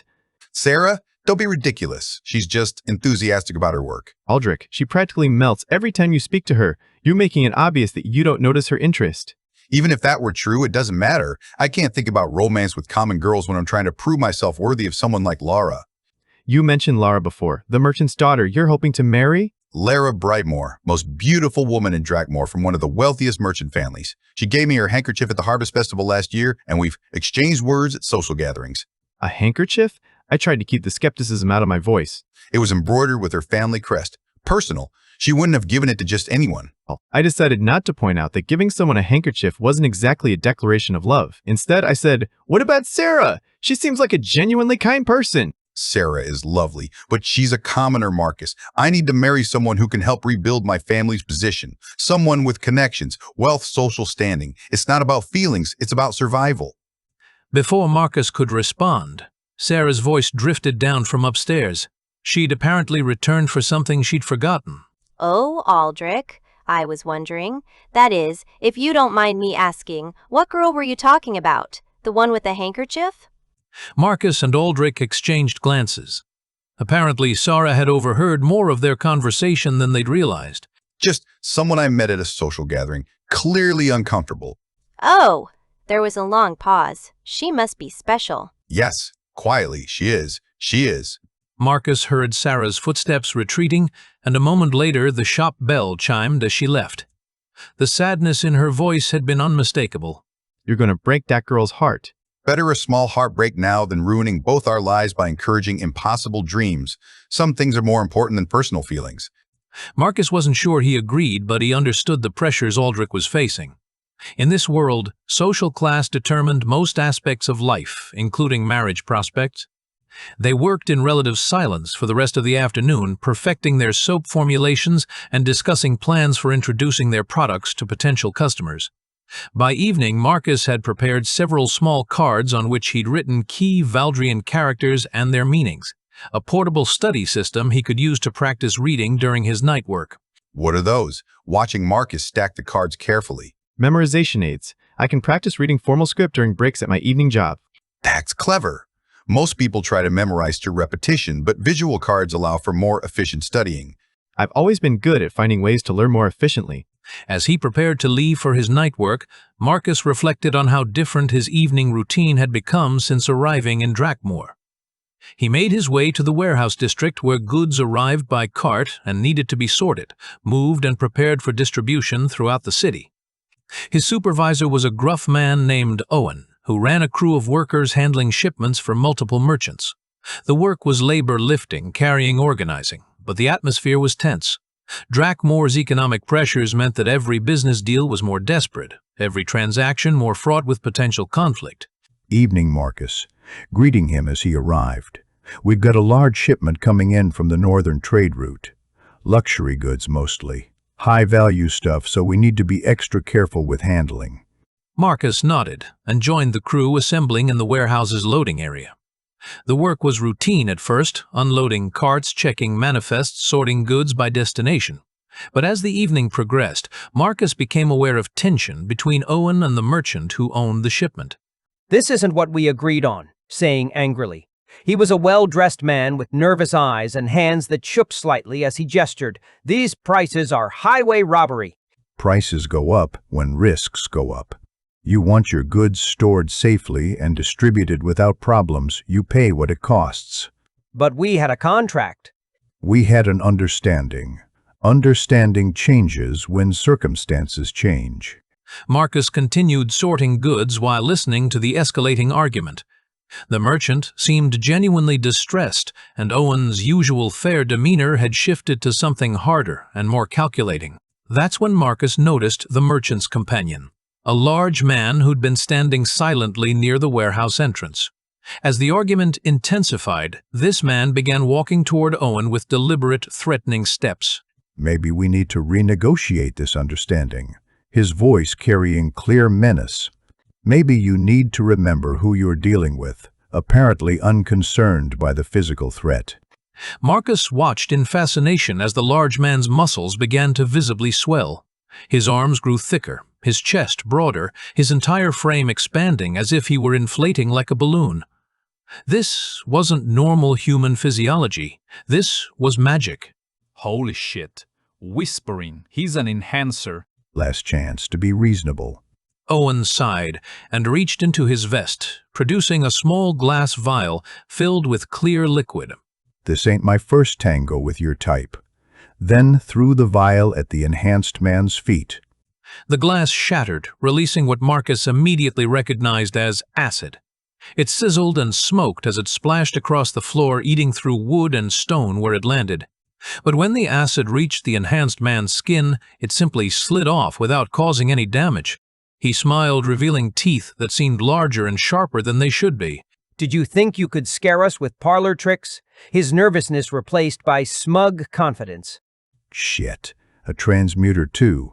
Should have charged extra for that. Marcus felt his heart racing as he witnessed his first direct encounter with magic. The enhanced man was clearly more than just physically strengthened. He'd also changed his skin's properties to resist chemical damage.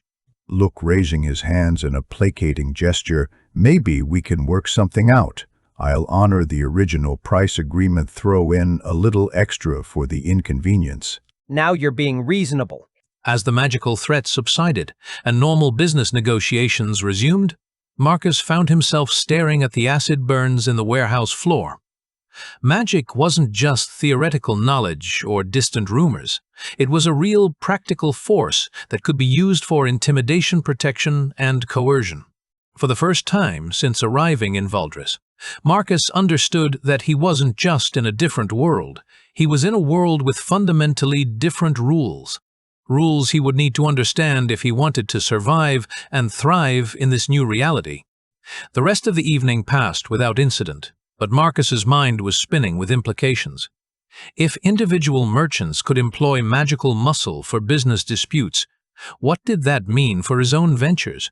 How did magic factor into commerce, politics, and daily life in ways he hadn't yet realized? As he walked home through Drakmoor's quiet streets, Marcus found himself looking at the city with new eyes. Magic changed everything, and he was just beginning to understand what that meant for his plans. Chapter 17. pH to Balance. Marcus stood outside Dr. Martinez's office at 7:30 a.m., a full hour before her first class of the day. He'd been awake since 6 a.m., his mind spinning between memories of magical enhancement and transmutation from his warehouse job and the desperate need to salvage his academic career. The study schedule Jake had meticulously prepared was folded in his pocket, along with a list of points he'd practiced in the mirror that morning. After enduring weeks of hostile looks from merchants in Drakmoor's marketplace and surviving confrontations with registration clerks who treated refugees like burdens waiting outside a professor's office for hours seemed almost trivial, Marcus had learned patience the hard way. Other students began arriving for early morning classes, giving him curious looks as they passed. Marcus ignored them, focusing on the conversation he needed to have. His entire future, at least his future in this world, depended on convincing Dr. Martinez to give him one more chance. At 8,000, Martinez finally appeared, coffee in hand and looking surprised to find a student camped outside her office. Mr. Chen, how long have you been waiting here? About an hour. I know you don't have office hours until this afternoon, but I was hoping. That is, I need to speak with you about my situation in your class. Dr. Martinez unlocked her office door and gestured for him to enter. The small space was cramped with textbooks, research papers, and what appeared to be several ongoing experiments in various stages of completion. Mr. Chen, I have to be honest with you. I was planning to discuss what you should do next semester, not this one. Your current grade in organic chemistry is, well, it's not recoverable through normal means. Dr. Martinez, I know I've made mistakes this semester. Big mistakes. But I'm not asking for normal means. He pulled out Jake's carefully prepared study schedule and placed it on her desk. I've created a plan to catch up on every missed assignment, every lab session, every concept I've fallen behind on. My roommate Jake, he's pre-med too, helped me design a schedule that covers everything. Dr. Martinez picked up the schedule and examined it, her eyebrows rising as she read through the detailed timeline. This is extremely comprehensive and ambitious. Mr. Chen, this schedule would require you to work essentially around the clock for the next 6 weeks. I can do it. I know it sounds impossible, but I've been dealing with challenging circumstances this semester. I've learned how to function on little sleep and manage multiple demanding responsibilities simultaneously. What challenging circumstances? Because honestly, your decline in performance was so sudden and severe that I wondered if you were dealing with serious personal issues. Depression, family problems, financial stress. I've been exploring other interests, business opportunities that required significant time and mental energy. I realize now that I was naive about how much I could handle simultaneously. Business opportunities? As a freshman? Entrepreneurship projects. I got caught up in the excitement of building something from scratch and lost sight of my academic priorities. Dr. Martinez, I'm not asking you to lower your standards or give me grades I haven't earned. I'm asking for the chance to earn them. Dr. Martinez studied the schedule again, then looked at Marcus with the expression of someone trying to make a difficult decision. Mr. Chen, in my 10 years of teaching, I've seen a lot of students struggle with the transition to college-level chemistry. Most of the time, when someone falls this far behind, the kindest thing I can do is help them plan a fresh start next semester. Please, I know I can do this. I understand chemistry. I do. I need the chance to prove it. Your performance at the beginning of the semester suggested you did understand the material, which makes your recent struggles even more puzzling. Against my better judgment, I'm going to give you one more chance. One final chance. Thank you so much. I won't let you down. Here are the conditions. You will complete every single item on this schedule. You will attend every remaining lab session, no exceptions. You will meet with me weekly to review your progress. And if you miss even one deadline or show up unprepared to even one session, you're done. No discussion, no second chances. Are we clear? Perfectly clear. I'm also going to require you to attend supplemental tutoring sessions twice a week. The chemistry department offers extra help for struggling students, and frankly, you need all the help you can get. Whatever it takes. Good. Dr. Martinez handed the schedule back to him. Mr. Chen, I'm doing this because I believe you have the potential to succeed in chemistry, and because your initial work suggested real understanding of the material.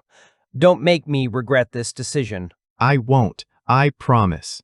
As Marcus left Dr. Martinez's office, he felt like he'd survived a major battle.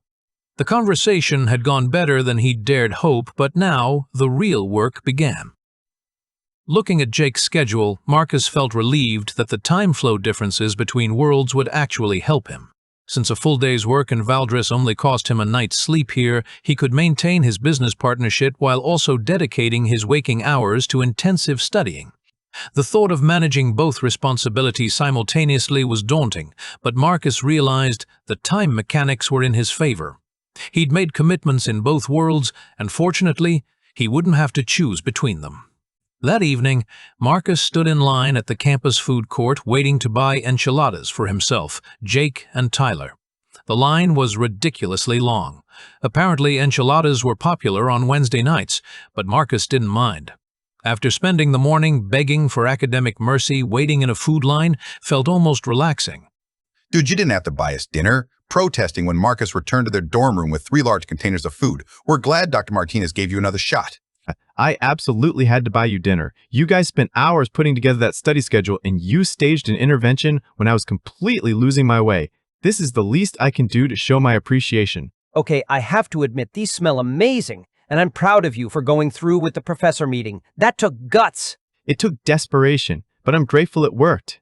They ate together in comfortable silence for a while, and Marcus found himself reflecting on how much he valued these friendships. Jake and Tyler had no idea about his dual existence, but they'd recognized that he was struggling and had taken action to help him. That kind of loyalty was rare and precious. So what's the plan now, besides following the study schedule, Focus. Complete focus on academics until I get my grades back on track. No more entrepreneurship experiments. No more getting distracted by outside projects. Just chemistry, biology, and whatever other classes I've been neglecting. What about the soap business? I thought you were excited about that farmer's market idea. Actually, I think I can manage both. The soap business doesn't require my waking hours here, just good sleep. I can work on it while maintaining my study schedule. Tyler and Jake exchanged puzzled looks. How does that work exactly? I do my best thinking when I'm well rested, so if I get good sleep and vivid dreams about the business, I can figure out solutions that I can implement during breaks from studying. It sounded strange even to him, but it was the closest he could come to the truth. In Valdris, his family was depending on the income his innovations might generate. Aldrich was counting on their partnership to save his failing business and win Laura's father's approval. Sarah was hoping Aldrich would succeed for her own heartbroken reasons. In this world, his parents had sacrificed everything to give him educational opportunities they'd never had. Dr. Martinez had taken a professional risk by giving him a second chance. His friends had invested time and energy in helping him create a path forward. Marcus realized that thanks to the strange time mechanics of his dual existence, he might be able to honor commitments in both worlds without having to choose between them. As they finished their enchiladas and Jake began quizzing him on basic chemistry concepts, Marcus felt more optimistic than he had in weeks. He didn't have to choose between his worlds after all. The question was whether he could successfully manage the increasing complexity of living 2 different lives. Chapter 18. The Innovation Advantage. Marcus woke in Valdris with chemistry formulas and molecular structures buzzing through his mind from Jake's intensive tutoring session. For a moment, he struggled to reconcile the academic knowledge swirling in his head with the stone walls and medieval smells of Building 47. But as consciousness returned, he realized his dual existence might be an advantage. All that chemistry review could translate directly into better soap formulations. Morning, Marcus. greeting him as he emerged from his sleeping alcove. "You got that look again." What look? "The one that means you figured out something clever, and I'm gonna end up carrying heavy things because of it." Marcus laughed, but his smile faded as he took in his cousin's appearance. Tom had lost weight, not enough to affect his massive frame, but enough that his face looked leaner, more angular. How's grandfather doing, though he already knew the answer from the hollow coughs echoing through the thin walls? "Tired. The mine work is hard on him, but he won't admit it. Says he's fine, but I hear him coughing all night. And Tom gestured vaguely at his own reduced frame. "We're all getting thinner. The food rations aren't what they used to be." Marcus felt guilt twist in his stomach. While he focused on academic problems in the real world, his family was suffering in Valdris. The income from his soap business wasn't a nice opportunity.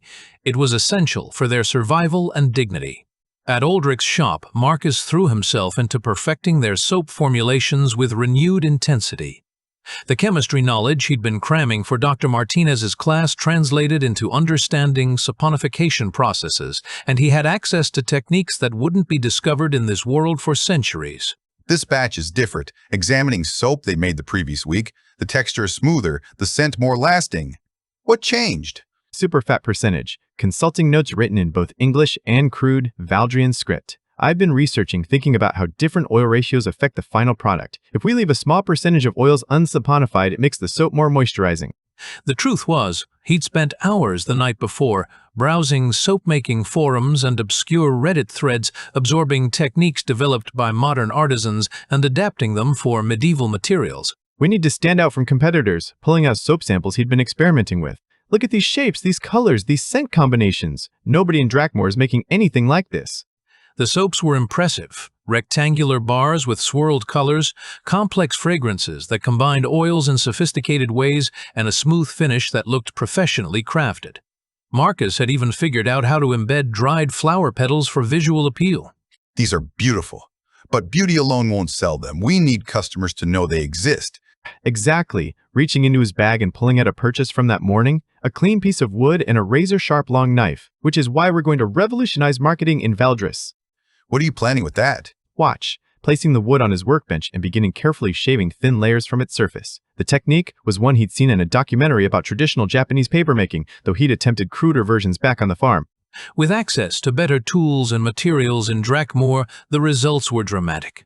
Each pass of the razor produced a thin, flexible sheet, almost paper-like in texture. What are we going to do with whatever that is? Watching Marcus accumulate wood shavings. We're going to make paper, and then we're going to build a printing machine. A what machine? Printing machine for mass-producing written advertisements. Aldrich stared at him blankly. Marcus, I'm not following. Key says. See, when these dry, they'll form flexible sheets we can write on. But instead of writing each advertisement by hand, which would take months, we'll create a machine that can reproduce the same text hundreds of times quickly. Nobody's going to buy those awful-looking papers. We're not going to sell them. We're going to give them away, free. Hang them on walls, slip them under doors, hand them out when people finish shopping. You know, advertising. The concept clearly wasn't translating. Aldrich looked at Marcus like he'd suggested giving away gold coins. Why would we give away anything for free? Tell people about our soap, to make them want to buy it. I realized I was trying to explain something that didn't exist in this world. Think of it like when merchants call out about their wares in the marketplace, but in written form that people can take home and think about. But how do we write hundreds of these things? It would take months to copy the same message over and over. That's where the printing machine comes in. Beginning to sketch a basic design on his makeshift paper, we carve our advertisement into wood or stone, coat it with ink, and press it onto paper. One carved plate can make hundreds of copies. Aldrich studied the sketch with growing fascination. This has never been done before? Not in Valdris as far as I know, which means we'll be the first. And you know how to build such a machine? I know the principles. We'll figure out the details as we go. This is either brilliant or insane. Maybe both. But if it works, we'll reach customers throughout Drakmore without relying on word of mouth or expensive personal sales calls. As they worked through the afternoon, Marcus found himself energized by the creative challenge of adapting modern concepts to medieval technology. The printing press idea was ambitious, perhaps too ambitious, but the basic concept of advertising was sound. Even if they had to start with hand-copied flyers, the marketing advantage would be significant. There's something else. As they reviewed their soap inventory, we need to think about branding. Branding? Creating a name and reputation that customers will remember and trust. Something that makes our soap different from everyone else's soap, not just in quality, but in perception. Marcus was drawing on everything he'd learned from Tyler's obsession with content creation and online marketing, translating digital age concepts into medieval commerce. What kind of name? Something that suggests luxury quality innovation. Maybe Thorne and Associates, or Dragon Mountain Artisan Soaps, or pausing thinking. What about Valdrian Royal Soap Company? Implies quality fit for nobility. Is it legal to use royal in a business name? Probably not, but noble might work, or premium, or imperial. As the afternoon progressed, Marcus realized he was applying business concepts centuries ahead of their time. Marketing, branding, mass production advertising. These were ideas that could revolutionize commerce in Valdris if implemented correctly. Aldrich, I want you to know that I'm more committed to this partnership than ever. I have academic obligations in another part of my life that will require intense focus during my waking hours there. Academic obligations? You mean formal education? Something like that. But here's the thing. Since I'll be getting better rest and my mind will be sharper, I think our work here will improve. I'll be able to bring fresh insights and more energy to our projects. That sounds positive, not entirely understanding but trusting Marcus's enthusiasm. Definitely positive. The printing machine project is still on track. We just need to be systematic about it, perfect the papermaking first, then work on ink formulations, then build the press mechanism. Marcus looked at his sketches and the drying paper sheets with renewed excitement. The project was ambitious and potentially revolutionary, and the strange time mechanics of his dual existence meant he could give it sustained attention while fulfilling his commitments to Dr. Martinez. I want to accelerate our timeline. Start testing market responses with hand-copied advertisements while we develop the printing technology. If we can prove the advertising concept works, we'll have a huge advantage when the printing machine is ready. Now that sounds like the ambitious partner I've been working with. As Marcus walked home through Drakmoor's evening streets, he reflected on the balance of his two lives. In Valdris, he was developing innovations that could transform commerce and society. In the real world, he was applying modern knowledge to medieval problems in ways that enhanced his understanding of both. The irony wasn't lost on him. He was more intellectually engaged and creative in the medieval world. But that creativity was fueled by knowledge from the technologically advanced one. The two worlds were becoming complementary rather than competing for his attention. Tomorrow he would wake up in his dorm room and spend the day studying chemistry concepts he could apply practically in Valdris. Tonight he had planted seeds for innovations that could change how business was conducted in an entire kingdom. The question was whether he could maintain this delicate balance as the stakes continued to rise in both worlds. Chapter 19. Market Expansion. Marcus woke with his head buzzing, printing press mechanics, ink formulations, and movable type systems swirling through his mind. He'd spent hours the night before in his dorm room, supposedly studying chemistry but actually researching medieval printing technology on obscure history forums and maker websites. You're late. Sorry, I was researching our printing machine project. Look at this. The design was simple but effective, bold lettering announcing Finn's soaps in Drakmoor, with decorative borders and text describing their superior ingredients and craftsmanship.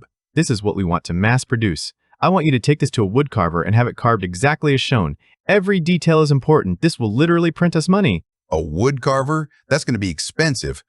Good carving is an investment. One properly carved plate can produce thousands of advertisements. Oh, ink. I didn't think about ink. Ink? We need ink to transfer the carved design onto paper. Special ink that will spread evenly and dry quickly. I'll need to figure out how to make printing ink. Tomorrow, I'll find a way. We're really in this deep, aren't we? And we... Completely. But if this works, we'll have a marketing advantage that no other business in Valdris possesses. After Aldrich left for the woodcarver, Marcus worked on perfecting their soap formulations and began experimenting with a crude prototype of the printing mechanism. Hello, Aldrich? I came early today to help with inventory. He stepped out, but you can come down if you want to see what we're working on.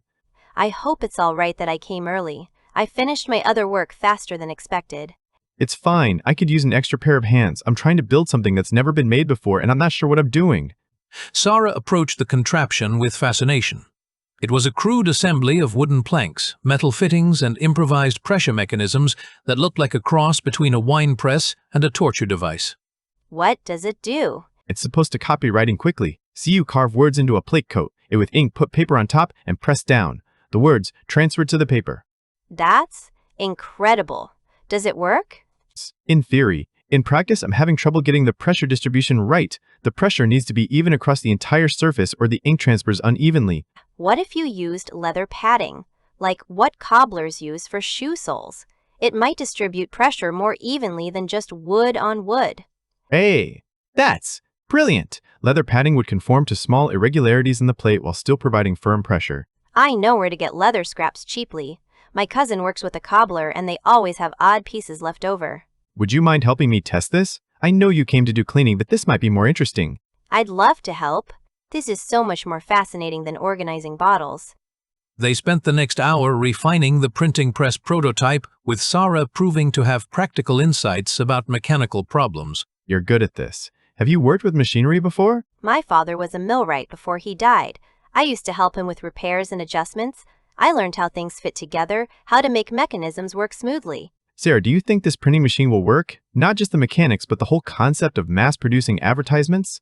I think it's brilliant, but I'm also worried about what happens if it doesn't work. Worried how? For Aldrich. He's investing so much hope and money in these new ideas. If they fail... You care about him, don't you? He's a good man in a difficult situation. He deserves to succeed to rebuild his family's reputation. I just want him to be happy. Marcus felt a pang of sympathy for Sarah's unrequited feelings, but before he could respond, they heard the shop bell chime upstairs, followed by heavy footsteps and unfamiliar voices. Thorn, we know you're here somewhere. Marcus and Sarah exchanged alarmed glances. These weren't customers. Stay here. Marcus crept halfway up the stairs and peered through the crack in the door. He could see two large men in rough clothing examining the shop's merchandise with proprietary interest, while a well-dressed older man with cold eyes supervised them. Search the place. If Thorn's not here, we'll leave a message he can't ignore. Marcus heard the sound of bottles being knocked over and shelves being roughly searched. These men weren't just looking for Aldrich. They were making a point about the consequences of his absence. Tell Thorn that patience has limits. Some debts can't be ignored forever. Who were they? I don't know, but they're not friends of Aldrich's business. Sarah, has Aldrich mentioned owing money to anyone? Any debts or business obligations? He's mentioned creditors from his father's estate, but I thought those were being handled through normal channels. These men didn't seem like normal creditors. The Blackstone brothers. They're loan enforcers. They work for people who lend money outside the normal banking systems. How much do you owe them? More than I have. My father borrowed from them when the family business was failing. I've been making payments, but with the shop's recent struggles... Marcus felt the weight of yet another complication. Their business partnership wasn't just about building a soap company, it was about keeping Aldrich out of trouble with dangerous creditors.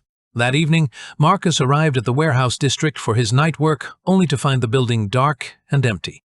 A posted notice on the door explained that the business had closed due to unforeseen circumstances. Marcus walked to the alternate address, but found only an empty storefront with no signs of activity. Owen and the entire operation had vanished without paying anyone their final wages. Standing in the empty street, Marcus realized his already precarious financial situation had become critical. Without the warehouse income, he had no way to pay his weekly tax obligation. Tax collectors came by. Weekly assessment is due tomorrow. 1 silver piece per adult, as expected. But they also added a surcharge, something about increased war expenses. Extra half silver per family. How much do we have left? 2 silver pieces. After we pay the tax, we'll have enough for maybe 2 more weeks of food, assuming prices don't increase again. Marcus felt the weight of responsibility pressing down on him. His academic commitments meant he couldn't take on full-time work in Valdres. The soap business wouldn't generate income for several more weeks. We'll manage. We've survived worse circumstances than this. But as Marcus lay in his narrow bed that night, listening to his grandfather's labored coughing and the quiet conversations of worried family members, he wondered how much longer they could manage. Both of his lives were becoming unsustainable, and Marcus was running out of time to find solutions that would satisfy the demands of both worlds. Chapter 20. Financial Pressure. Marcus stared at his organic chemistry textbook, but the molecular diagrams kept shifting in his mind, transforming from hydrocarbon chains into ink formulations. Instead of studying saponification reactions, he found himself calculating the optimal mixture of soot tree resin and oil that would create a printing ink viscous enough to transfer cleanly but thin enough to spread evenly. Focus. He forced his attention back to the page. Dr. Martinez's first progress check was tomorrow, and he needed to demonstrate mastery of 3 chapters worth of material. But within minutes, his mind wandered again. How would he bind the ink particles? Medieval scribes used gum arabic, but that might be too expensive in Drakmore. His phone buzzed with a text from Jake. Study group in 20 minutes. Common room. Bring molecular model kit. Marcus realized he'd been sitting with the same page open for 45 minutes without absorbing anything. This was exactly the kind of distraction that had gotten him into academic trouble in the first place. He tried again, focusing on a practice problem about reaction mechanisms. But as he worked through the steps, he found himself thinking about how these same chemical principles could improve his soap formulations. His phone rang, interrupting the thought. Dad appeared on the screen. Hey, Marcus. How's school going? Your mother mentioned you've been having some struggles this semester. It's complicated, Dad. I hit some rough patches, but I'm working with professors to get back on track. What kind of rough patches? Problems with roommates? Money issues? Social adjustment? Academic focus problems. I got distracted by other interests, entrepreneurship stuff. I lost sight of my academic priorities. Marcus, you know your mother and I immigrated here so you could have opportunities we never had. Educational opportunities, career choices, the freedom to build whatever life you want. I know, Dad. I'm not taking it for granted. Let me finish. What I'm saying is that whatever life you want includes the freedom to choose a different path if that's what makes sense for you.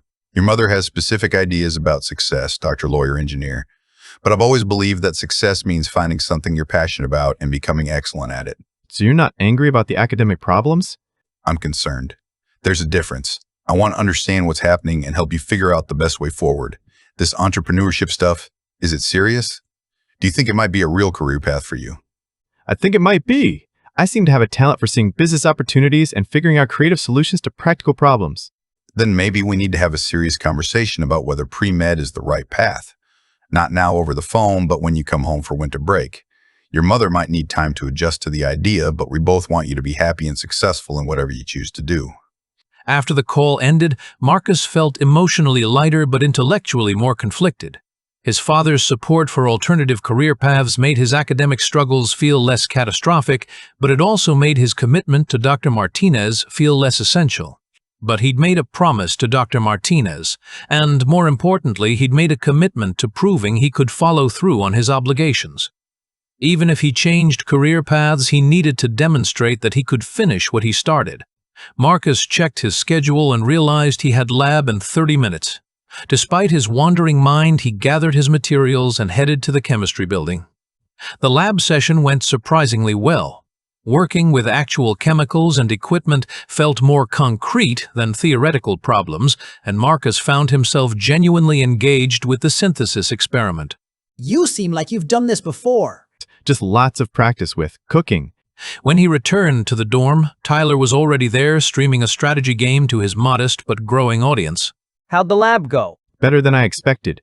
Good, because Jake was worried you were going to spiral into complete academic failure. Speaking of which, I've been noticing some weird stuff about you lately. Weird how? Your sleep patterns are completely erratic. Sometimes you sleep for 12 hours straight. Sometimes you're awake for like 36 hours and then crash for 4. And you mutter in your sleep in what sounds like a foreign language. A foreign language? Not Spanish or anything normal, something older sounding like medieval or something.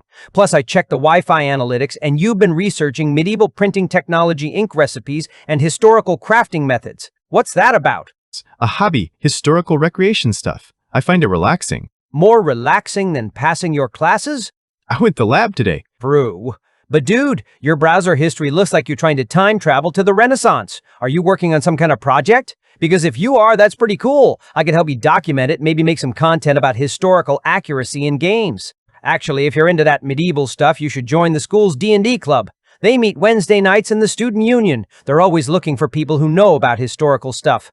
I'll look into that D&D club. Cool. But the sleep thing is still weird. Are you dealing with stress or something? Because there are campus resources if you need help. Just adjusting to college life, I think. The schedule's been tough. Fair enough. But seriously, if you need anything, just ask. I know I'm usually focused on my content, but I do care about whether my roommate is losing his mind. Thanks, Tyler. I appreciate that. After Tyler resumed his stream, Marcus sat at his desk with his chemistry homework. The successful lab session had given him some confidence, but his mind kept drifting to ink formulations and printing press mechanics. Marcus opened his textbook and managed to complete several problem sets before his thoughts returned to Valdris. Tomorrow's progress check with Dr. Martinez might go better than expected, but the bigger challenge was maintaining this balance between his two increasingly demanding lives. As he finally fell asleep that night, Marcus felt cautiously optimistic about his ability to manage both worlds, though he suspected that optimism might be premature.